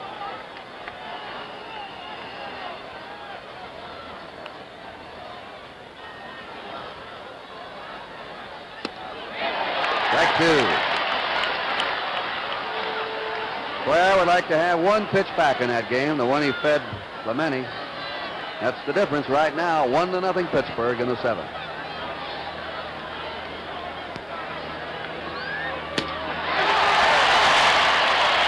Tailed away from him a little bit. Way picking up his strikeout pitch now. Struck out 2 in the 6th, another strikeout here in the 7th, and he had 2 strikeouts in the 5th. He has struck out 6. Number 35, Manny. He has not walked a batter. Manny Sanguin is grounded out and singled. And he's come up now with 10 hits in this series. Next to Clemente has the most hits. He lost the high one to right fielder Frank Robinson. And the Pirates are gone in the 7th. 1-2-3. So we're coming up for the Orioles' 7th inning stretch with a score. Pittsburgh 1, Baltimore 0. Right after this World Series game, coming up next on NBC, NFL football. Either Cleveland at Cincinnati or San Diego at Denver. Stay tuned to NBC. All right, the Oriole fans have settled back down. Here's Frank Robinson, Merv Retman, and Brooks Robinson. Steve Blass, who checked the Orioles on 3 hits over in Pittsburgh, has stopped them with no runs and 2 hits so far today. 29 years old. He was the Pirate best pitcher the last 6 weeks of the season. He checks the swing and pops it up to Cash. 1 down. Blass had a total of 5 shutouts during this past season. He tied for the National League lead with Al Downing of the Dodgers, Gibson of the Cardinals, and Pappas of the Cubs. Number 14. Oh, and he's right, and he can overpower the other way he's doing today. Retman has grounded to short, grounded to third, 0 for 2. That's Dalrymple coming in from the Oriole bullpen. Ball 1. You know, each World Series, Sport Magazine gives away a Dodge Charger to the outstanding player. Everybody's speculating now who it's going to be. You'd have to say that Clemente is out in front. Now, what if the Orioles rally and win? Do they give it to somebody on the winning team? Not necessarily. There's a foul ball back. In 1960, Bobby Richardson got the car, even though he was on the losers. Earl Weaver, the Oriole manager. Leonard and Dobson are in the Oriole bullpen, a pair of right-handers. Blass could be in there with his pitching performance over in Pittsburgh and again today. 2-1. But only once has a member of the losing team won the card. We'll see how it goes. That's Brooks Robinson on deck, and there are the two right-handers warming up in the Oriole bullpen. The 2-1 pitch. Breaking pitch over. 2-2.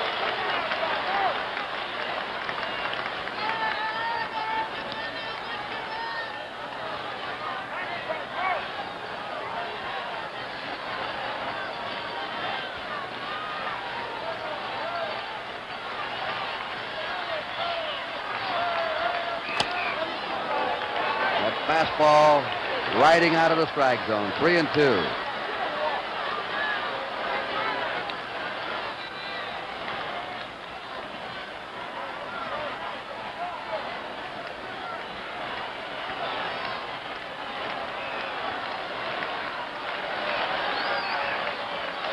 Three-two pitch.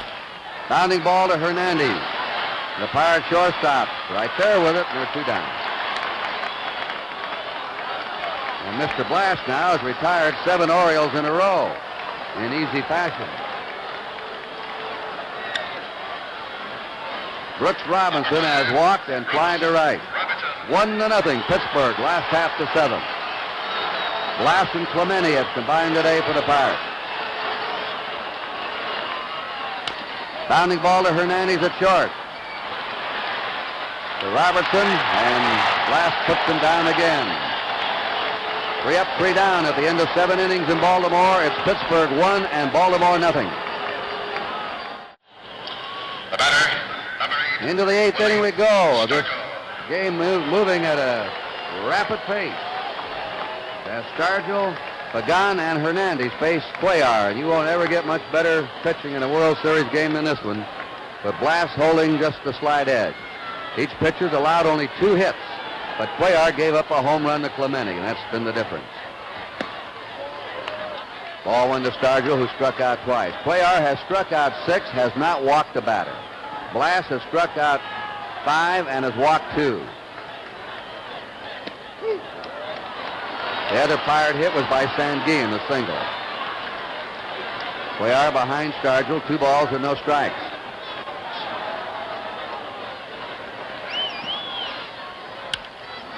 Fouled away. In the last of the 8th, the Orioles have the bottom of their order up. We may be seeing Cuellar for the last time in this game, this inning. There's a ground ball to short, skipped by Belanger in the left field. Stargell's on to lead off the 8th inning. A base hit for Stargell, the Pirates' 3rd hit. Pagan is grounded to 3rd, hit into a force play. Pagan.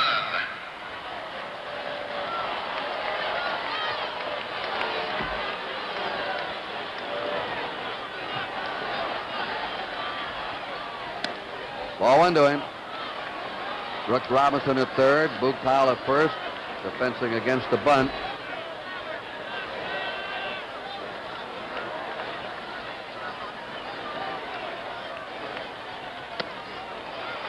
One and 1 to Pagan.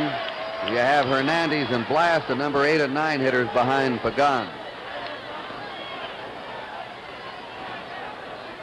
9 years ago in the 1962 World Series, Jose Pagan was playing shortstop for the San Francisco Giants. He was the leading hitter in that series with a .368 average. Runner going. There's a fly ball to deep left center. Retman chasing it. Drags it down. Stargell is being waved around. Here comes the throw, and Willie Stargell is cut off. Boog Powell cut it off, and Stargell, who was running on the pitch, scores all the way from first base. And Pagan has a double. And Earl Weaver is coming out of the Baltimore dugout. I will take a look at it again. Really unloaded on the drive. Well hit. Wind is helping to drive it away from Rettenmund. He'll juggle it just a little bit, as you see. Hits the cutoff man Belanger, and now the throw to the plate is cut off by Powell. And I don't know. We'll take a look at Stargell again, all alone. And the opinion is yours to make, whether or not, had he not cut it off, Hendricks would have had a play or not. Well, we don't see the cutoff in this view, but we've already showed it to you. And now we'll take a look at it again and watch Powell cut the throw off and then watch the position. Stargell a couple of strides away, or at least one. But a tough play, and the decision was to cut it off. Stargell had it beaten. And we'll never know. Never know. The Pirates now lead 2-0. Pagan at second. Nobody out. They had Stargell running on that pitch. Hernandez tries to dump it and it's foul. Strike one.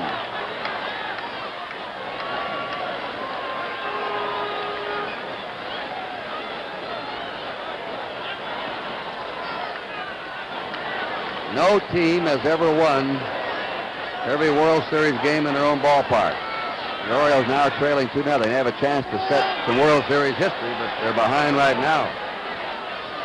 Baltimore won the first 2 games here and game 6 here. The Pirates won all 3 games in Pittsburgh. And no team's ever won 4 games at home in a World Series.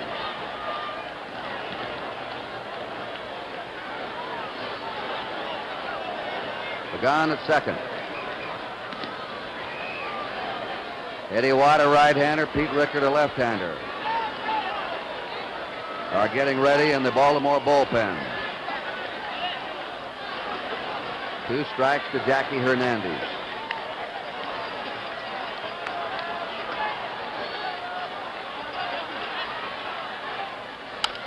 Fly ball to Frank Robinson. Pagan is tagging at second.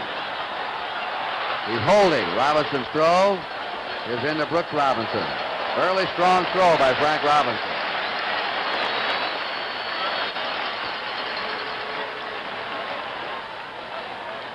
And let's see now, we have Leonard now as the middleman of those pitchers. Watts on your left, the right-hander. Rickard on your right, the left-hander. Leonard sits down. Steve Blass getting a hand for his brilliant pitching today from Canaan, Connecticut. And I imagine you can shoot a cannon off in the streets up there right now. Everybody's watching his 7th game efforts today. He bounces it foul to Brooks Robinson.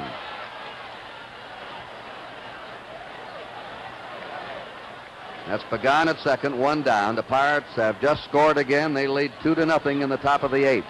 For that matter, Kurt, I doubt that there are many people walking around in the streets in Pittsburgh either. That's right. Quite a few here today.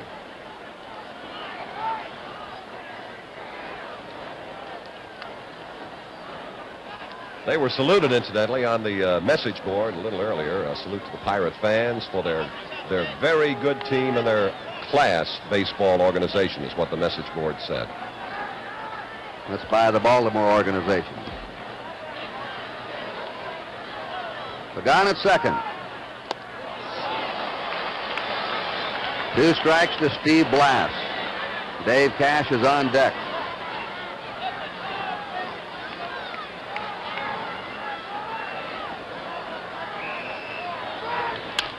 Taps it to Cuellar, who looks Pagan back to second and throws Blass out. 2 down.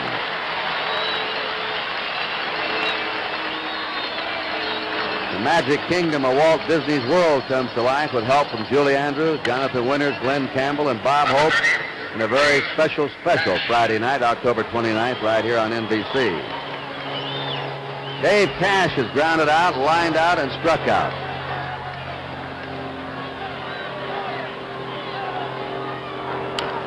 He hits it to Brooks Robinson. Fair ball. Brooks over to first. Low throw. Powell comes up again with a good dig out of the dirt. But the Pirates came up with a run on 2 hits, no errors, 1 left. At the end of 7.5 innings, the Pittsburgh Pirates 2, the Baltimore Orioles nothing. And we're in the last half of the 8th inning.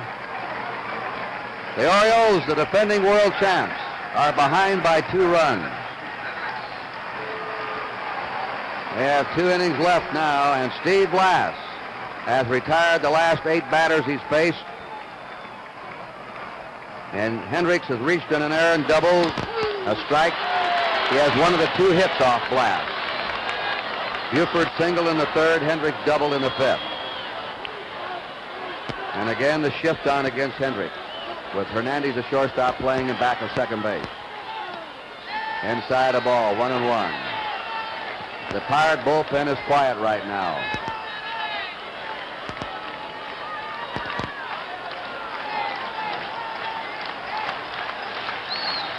Blass has struck out 5 and walked 2. Inside, ball 2. Those walks were early, though. He walked Buford in the 1st and Brooks Robinson in the 2nd. He's not walked a batter since. In the Oriole bullpen, Dobson and McNally are warming up. That ball is a fair ball. No, foul ball. Called it foul. Foul ball called by the first base umpire, Ed Sudall. 2-2 to Ellie Hendricks. So there are the 2 20-game winners, Dobson and McNally. Yesterday, we had a real oddity of baseball when the Orioles used 3 pitchers and everyone was a 20-game winner in one game. They have a 20-game winner on the mound today and 2 20-game winners warming up in the bullpen. But I think the real story in this series, we'll tell you about it here in just a moment, or what are the real highlights. 2-2 pitch to Hendricks. And he drives a base hit into left center.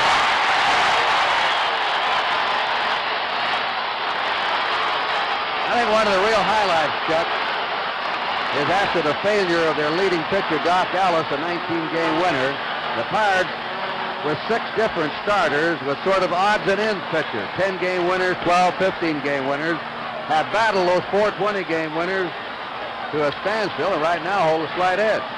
That has to be the story, Kurt. Everyone knew the Pirates could and would hit.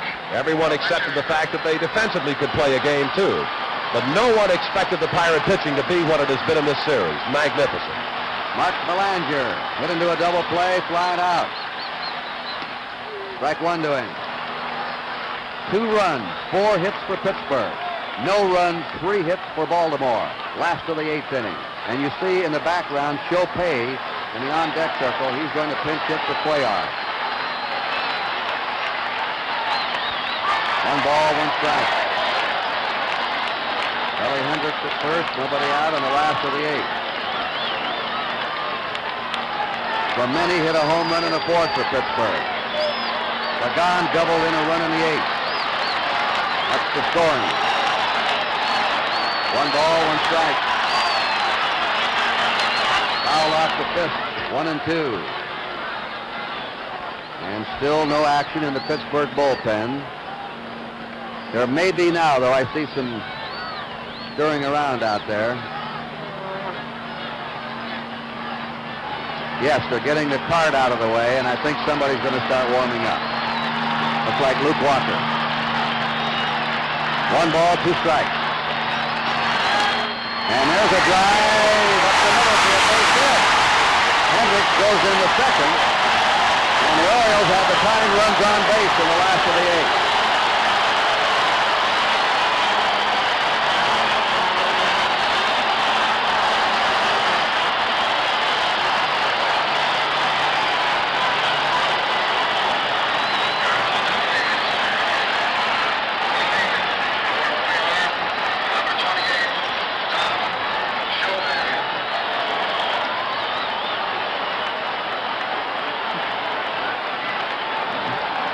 Tom Chopay batting for Mike Cuellar. Hendricks at second. Belanger at first. Each team with 4 hits. Back-to-back singles for the Orioles, and the Baltimore fans are roaring now. A ball to Chopay. This is the 5th time he's been up as a pinch hitter in the World Series, which ties a World Series record. He hasn't had a hit in 4 official times. A strike, 1-1.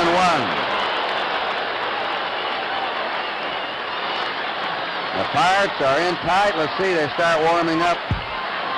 Justy, Walker and Justy now in the Pirate bullpen. Chesty the right-hander, Walker the left-hander. Pirates are looking for the bunt at the corners. A 1-1 pitch. He dumps it. It's a good bunt.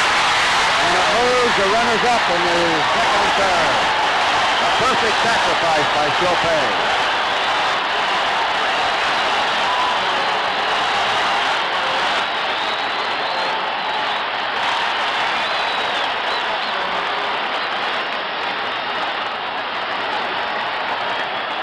Earl Weaver now sweating it out. Danny MURTAUGH signaling to his infield.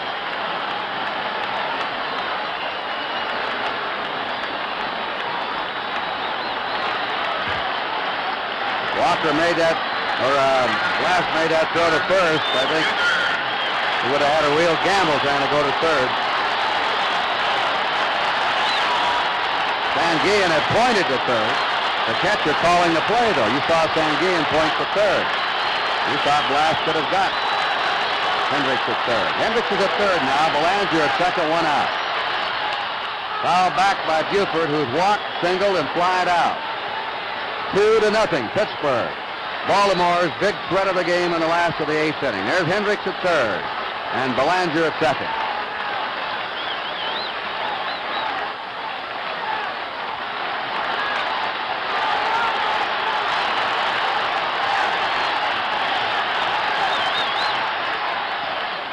Outside a ball, 1-1 to Don Buford. And either McNally, the left-hander, or Dobson, the right-hander, will come in and pitch the ninth inning for Baltimore.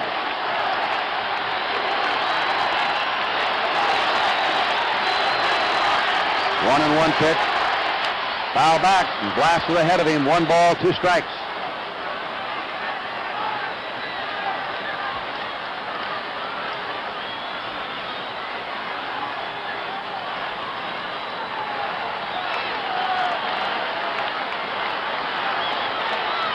Another dramatic game such as we had yesterday. 1 ball, 2 strikes. The tying runs at second and third for Baltimore. 1 out. Off-speed pitch is hit to Bob Robertson. A run will score. Steps on the bag. It's a 2-1 game. Over to third goes Belanger. Give Buford an RBI.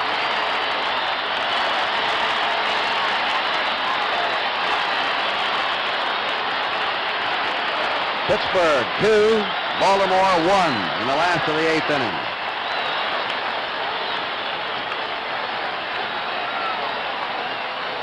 Dave Johnson popped up trying to bunt, grounded to third, popped to short, 0 for 3.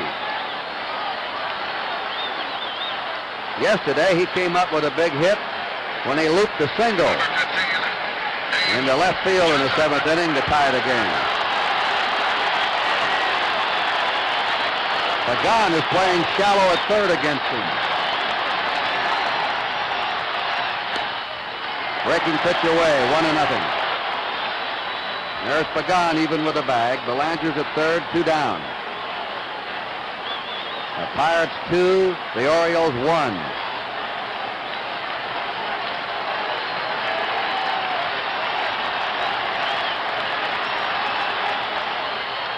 Check swing foul, 1-1.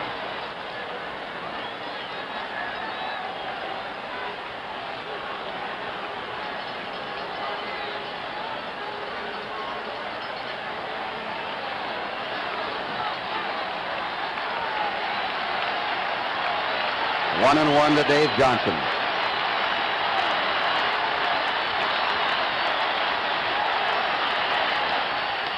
In there, strike 2. 1 ball, 2 strikes. Belanger at third, 2 down.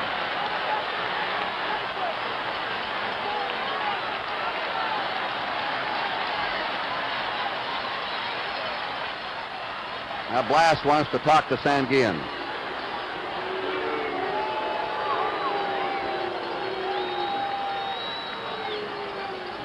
Stay tuned right after this game. Cleveland at Cincinnati or San Diego at Denver, right here on NBC.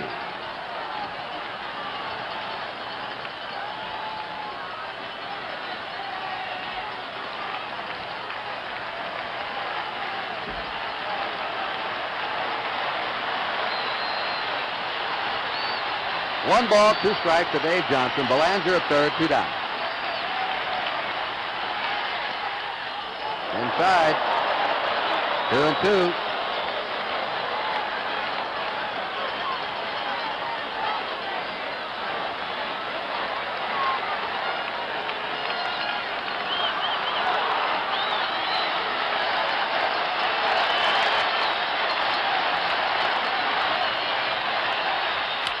It's a ground ball in the hole at short. Hernandez throws right there with a throw. Boy, he's played a steady shortstop in this series. And the Orioles pick up a run. 2 hits, no errors, 1 left. At the end of 8, Pittsburgh 2, Baltimore 1. Your attention, please. Now coming in the pitch for Baltimore, number 37. And as Pat Dobson warms up, let's go down to Tony Kubek. Baseball Commissioner Bowie Kuhn has a very special guest in his box today. And Mr. Commissioner, why don't you introduce him to our baseball fans? Tony and fans, we're very honored to have with us today the distinguished Secretary of the United States, William P. Rogers. Secretary Rogers, what are some of the standout and the highlights of this ballgame for you? Well, I think that Clemente home run has to be the standout today, although the pitching has been great. Blass has been wonderful, and the whole game has been excellent. It's a real pitcher's duel. You know, after yesterday's game, Mr. Commissioner, I thought there was going to be no more drama, but it's right back again today in the 7th game. I think the drama is as high in this as it was yesterday. I don't know if we can stand it much longer. Secretary Rogers, Commissioner Bowie Kuhn, thank you so much. Good to have you here, sir. Great to be here. Great series. Thank you all. Tony. Back upstairs.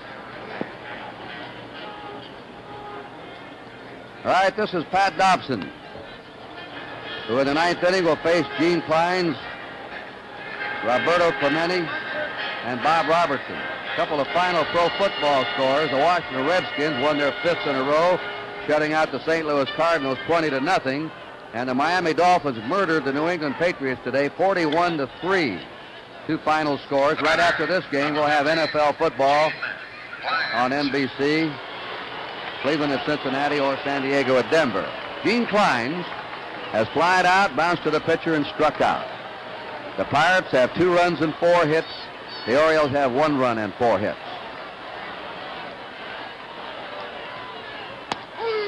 Dobson in with a strike. He won 20 and lost 8 this year. It's his 3rd appearance in this World Series. Look out.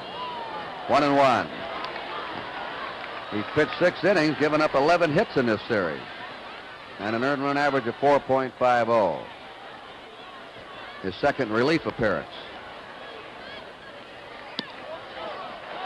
2-1. If you joined us late, Clemente hit a home run in the 4th, nobody on with 2 out, over the left center field wall. In the 8th for the Pirates, Stargell singled and Pagan doubled him home. Now Stargell was going on the pitch. Back of 2nd, Belanger's throw in time, 1 down.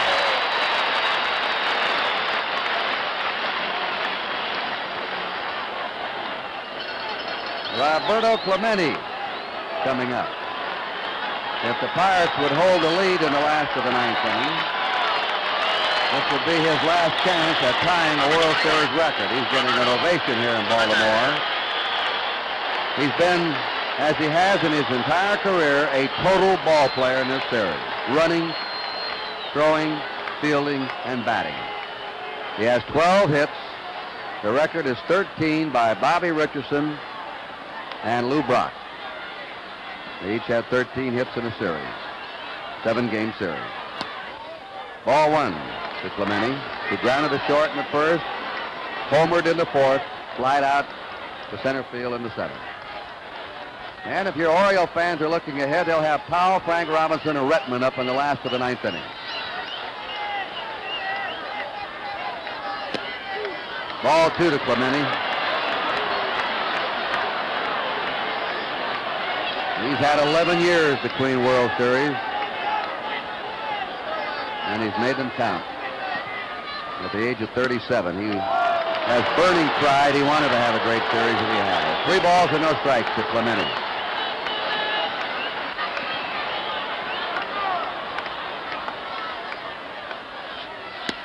There's a strike to him, 3-1.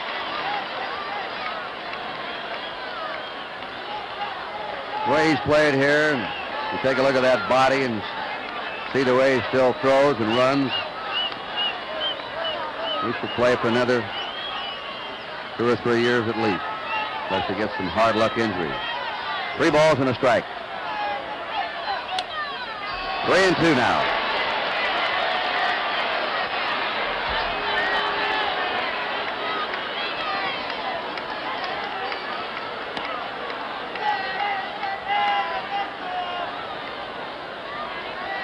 One out, nobody on. 9th inning. The Pirates leading 2-1.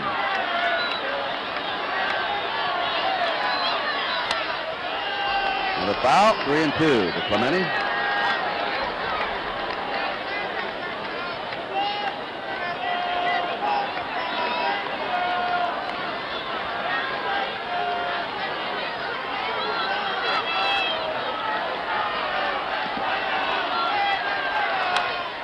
Fouls are back. Cuellar pitched 8 innings, 2 runs and 4 hits. Cuellar struck out 6 and did not walk a batter. But Blass was just a little bit better. 3-2.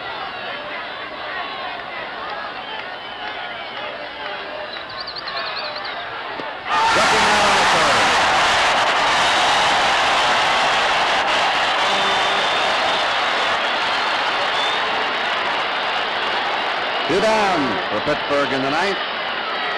The batter is Bob Robertson, who's lined to third, grounded to third, and struck out 0 for 3. Well, you're going to be hearing a lot about this fellow in the future.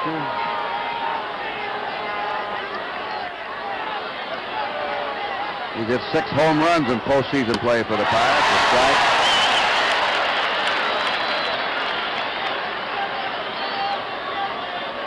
And he hit 26 during the year. 25 years old.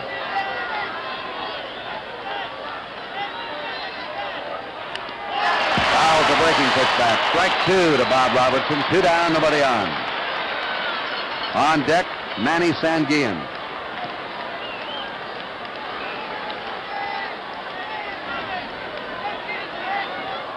The Pittsburgh runs have been knocked in today by old-timers. 37-year-old Clemente, 36-year-old Pagan. Ball 1, strike 2. And both born and live in Puerto Rico.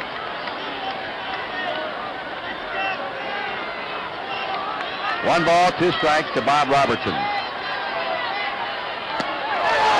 Third hangs inside there, and 2-2.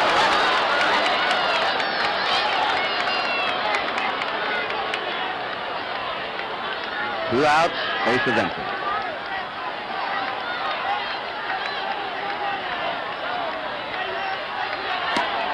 Three and 2 to Robertson.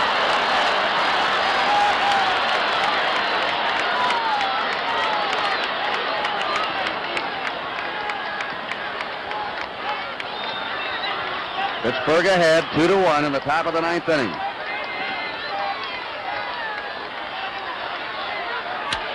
Lashes it into left field.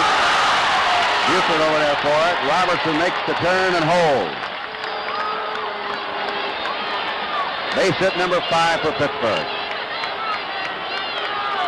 We pause briefly for station identification. This is the NBC television network. Number 35, Manny Sanguillen.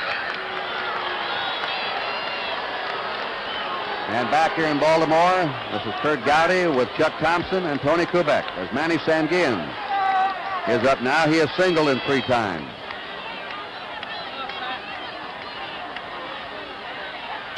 Ball 1, and looks like he's going to leave the series as a leading base stealer in this series, a catcher.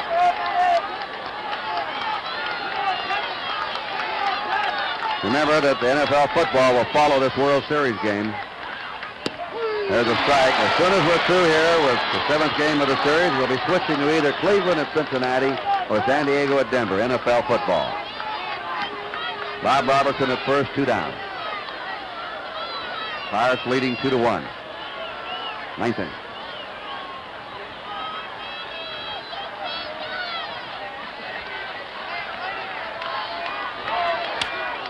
Foul back.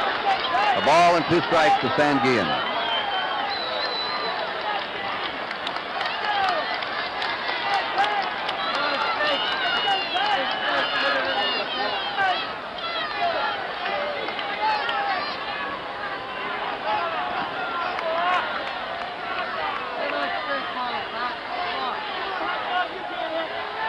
This will be a time call.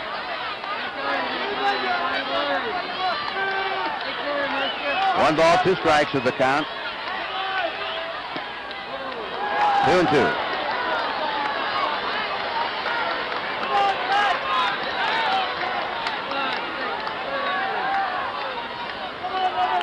Dave McNally and Eddie Watt have been warming up in the Oriole bullpen.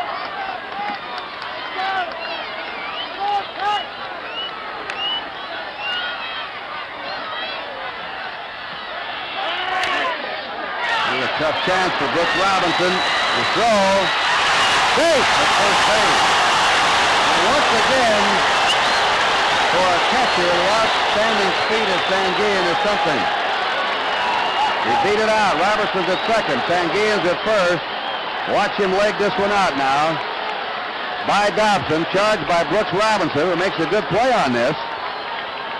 But Sanguillen had put on the bag just before the ball popped into Boog Powell's mitt, and Earl Weaver's to the mound. That is the 11th hit for Sanguillen in the series. He's just been a hitter all the way in the minor leagues and major leagues. In his background, Dobson is coming out, and we're going to have Willie Stargell up. We may have Dave McNally now, a left-hander, coming on to pitch for him. And while we have a break in the action here at Baltimore, the score in the 9th inning, Pittsburgh 2 and Baltimore 1.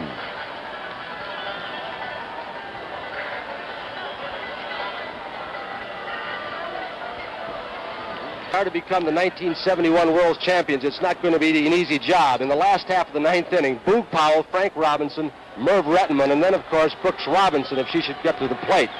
So far, Blass and the pitching in this ballgame has been just exceptional. Cuellar was breezing along. He got his screwball in the groove. He got in a little bit of trouble. The defense has been superb. And it would be fitting, if no more runs are scored in this ballgame, than the great Roberto Clemente, who hit the home run to give him the lead to start the ballgame. Back upstairs. And look at that Earl Weaver pacing in that Baltimore dugout. Willie Stargell has struck out twice, singled, and scored from first base. He was running on a pitch when Pagan doubled over the head of Merv Rettenman in the 8th inning. The ball was cut off in front of the plate by Boog Powell. Runners on first and second for Pittsburgh now, 2 down. Ground ball to Dave Johnson. And we're out of the inning. Stargell grounds out in the top of the 9th. No runs for Pittsburgh. 2 hits. There were no errors, and they left 2. And so we're coming to the last of the 9th inning with a score: Pittsburgh 2, Baltimore 1. Steve Blass of Canaan, Connecticut now will pitch to Boog Powell, Frank Robinson, and Merv Rettenman. At the present time, nobody is warming up in the Pittsburgh bullpen. Blass had to set out until the 8th inning when he gave up a run.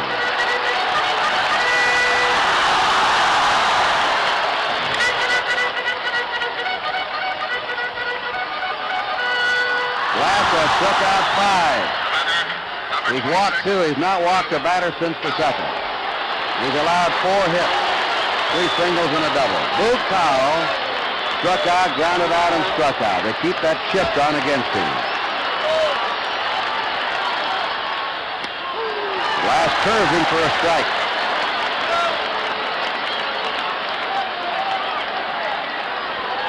If the Pirates hang on, they'll be the 5th team in World Series history to lose the first 2 games of the series and come back to win the World Championship.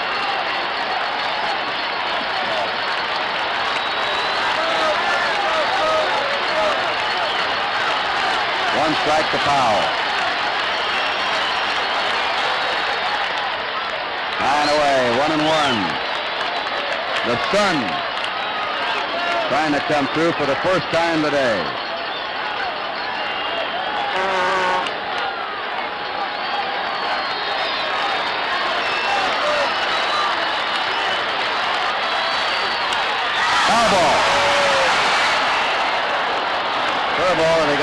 runner. 1 ball, 2 strikes.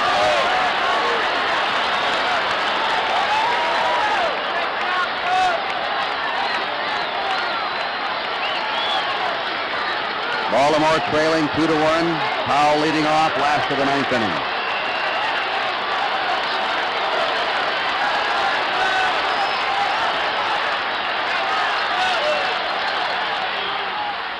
And the curve misses 2-2.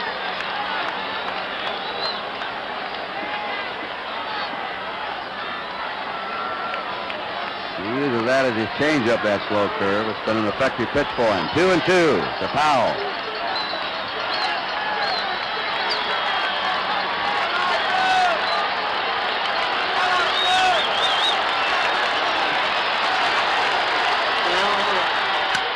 Big bounding ball to Dave Cash at second. 1 away. To our production staff and engineering staff, all during our Game of the Week season and during this World Series in New York, Los Angeles, and Chicago, we want to give them congratulations and a deep thank you for the excellent work they've done all year, our NBC crew. 1 out. Frank Robinson has gone hitless. He slides to right, struck out, and popped up. And he hits a pop-up in the shallow left center. Hernandez, the shortstop, is back. 2 down. 1 more out. And the Pirates are world champs, but that's always the hardest out to get. Now here is Merv Retman. He's grounded to short, grounded to third, grounded to short. A special thanks to Alan Roth, our statistician, our stage manager, Jim O'Gorman. Pirates 2, Baltimore 1. If Blass gets another out, you'll see a sight. He's very emotional, and he just might explode out there. There's a strike. Now keep your eyes on him. He pitched a 3-hitter at Pittsburgh to beat the Orioles. He's pitched a 4-hitter so far today, and he's leading 2-1. There's a drive up the middle. Hernandez in back of the bag. He's got him. Jackie Hernandez. Look at Blass. Blass has pitched the Pirates to the World Championship.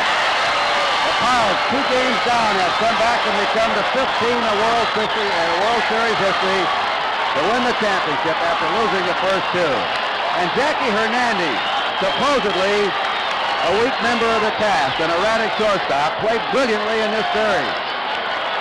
The surprise performer, Clemente, of course, Sanguillen. The Pirates'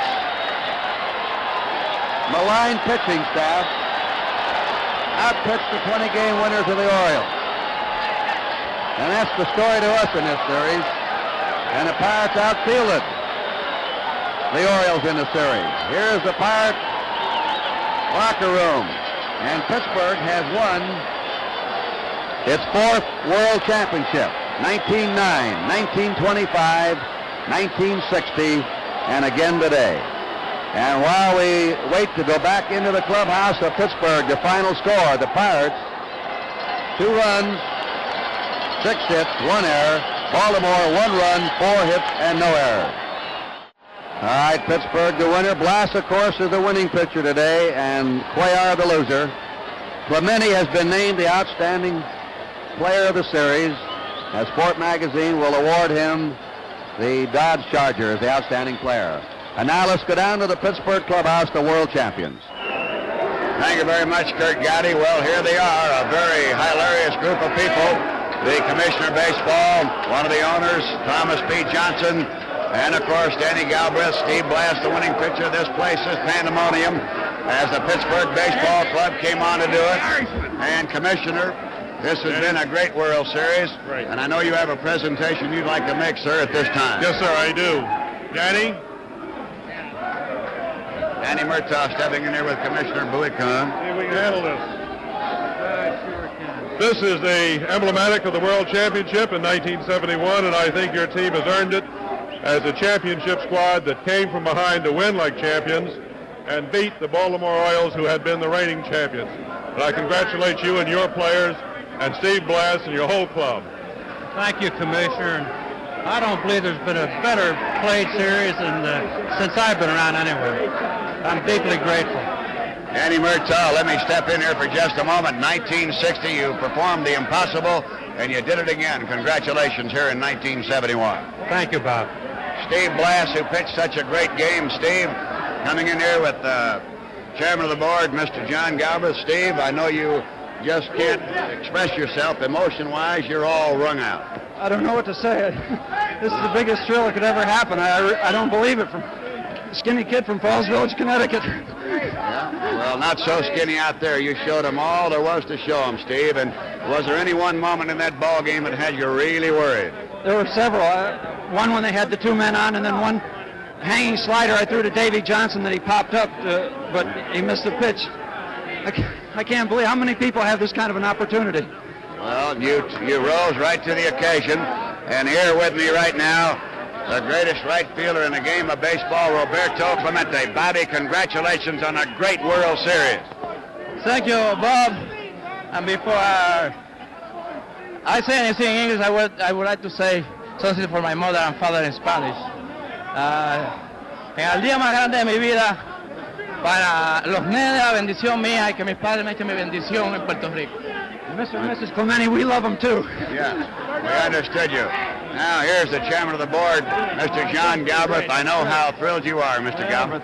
I can't say anything other than it's magnificent. Just magnificent. Danny will do the talking here. Yes, and here's the president of the ball club, Danny Galbraith. Danny, well, as the president of the club, you now have come in like your father before you, 11 years before he won the championship as the president of the club. Now you're the president. I know that you can go home with this one and really feel happy. Well, Bob, it's a great heritage to follow here with Dad. And the way these boys fought back, I think, shows the class of a real winner. And I'm so happy for all of them, as well as the folks back in Pittsburgh that have been supporting us all the way. And there might be some rip snorting in Pittsburgh. In honor of the mayor, Pete Flaherty. Your Honor, I know how thrilled you are at this. Well, we're very excited. The players deserve great credit. They got off the floor and they brought this championship to Pittsburgh, and they deserve all the credit in the world. All right, may I present to His Honor the Excellency, the Governor of the Commonwealth of Pennsylvania, the Honorable Milton Schaaf. Boy, this is some day. I can't even talk. It's just yelling so hard. Well, it was a real great one. There's no question about that. And now we have Bruce Keeson. And Bruce, you're going home now. You were a victor in one of the games here, and you're going home by do arrangements with the Baltimore Club of the chartered aircraft and a helicopter to get married tonight. Congratulations to you. That'll be a happy wedding night in a lot of ways. All right, thank you, and thank you for everything you've done, too. You had a lot to do with it, I'm sure. All right, that's Bruce Keeson. Now we'll send it back up to Kurt Gowdy. All right, and the jubilation continues in the Pirate Clubhouse. Of course, quiet disappointment over there to Baltimore in their clubhouse, but a team that 3 years in a row has won 100 games. And I agree with Danny Murtaugh. This is one of the best World Series we've had in a long time. Again, Pittsburgh pitching. After Doc Ellis, their 19-game winner, was Derek. They didn't use him the rest of the series. And with 8, 10, 12, 15-game winners, they allowed in that last 5 games only 8 runs and just 21 hits in the last 5 games of the series. Blass and Keeson and Briles, all of those fellows pitching great ball. And, of course, Clemente, Sanguian in the hitting department. Tremendous series. And Baltimore nearly pulled it out again today when they came up with a run in the 8th inning. That was their big bid, but they couldn't tie it up. And Blass very strong in the 9th inning. So the Pirates, after losing the first 2 games, come back to win the World Championship. And our final score here today is Pittsburgh 2 and Baltimore 1. And now this is Kurt Gowdy, Chuck Thompson, Tony Kubek, and Bob Prince saying that the 7th game of the 1971 World Series has been brought to you by Chrysler Corporation, extra care in engineering. Your host today, your local Dodge dealer. By the 2-bladed razor, the new Gillette Track 2 twin-blade cartridge shaving system. And by Phillips 66, the performance company. At Phillips 66, it's performance that counts.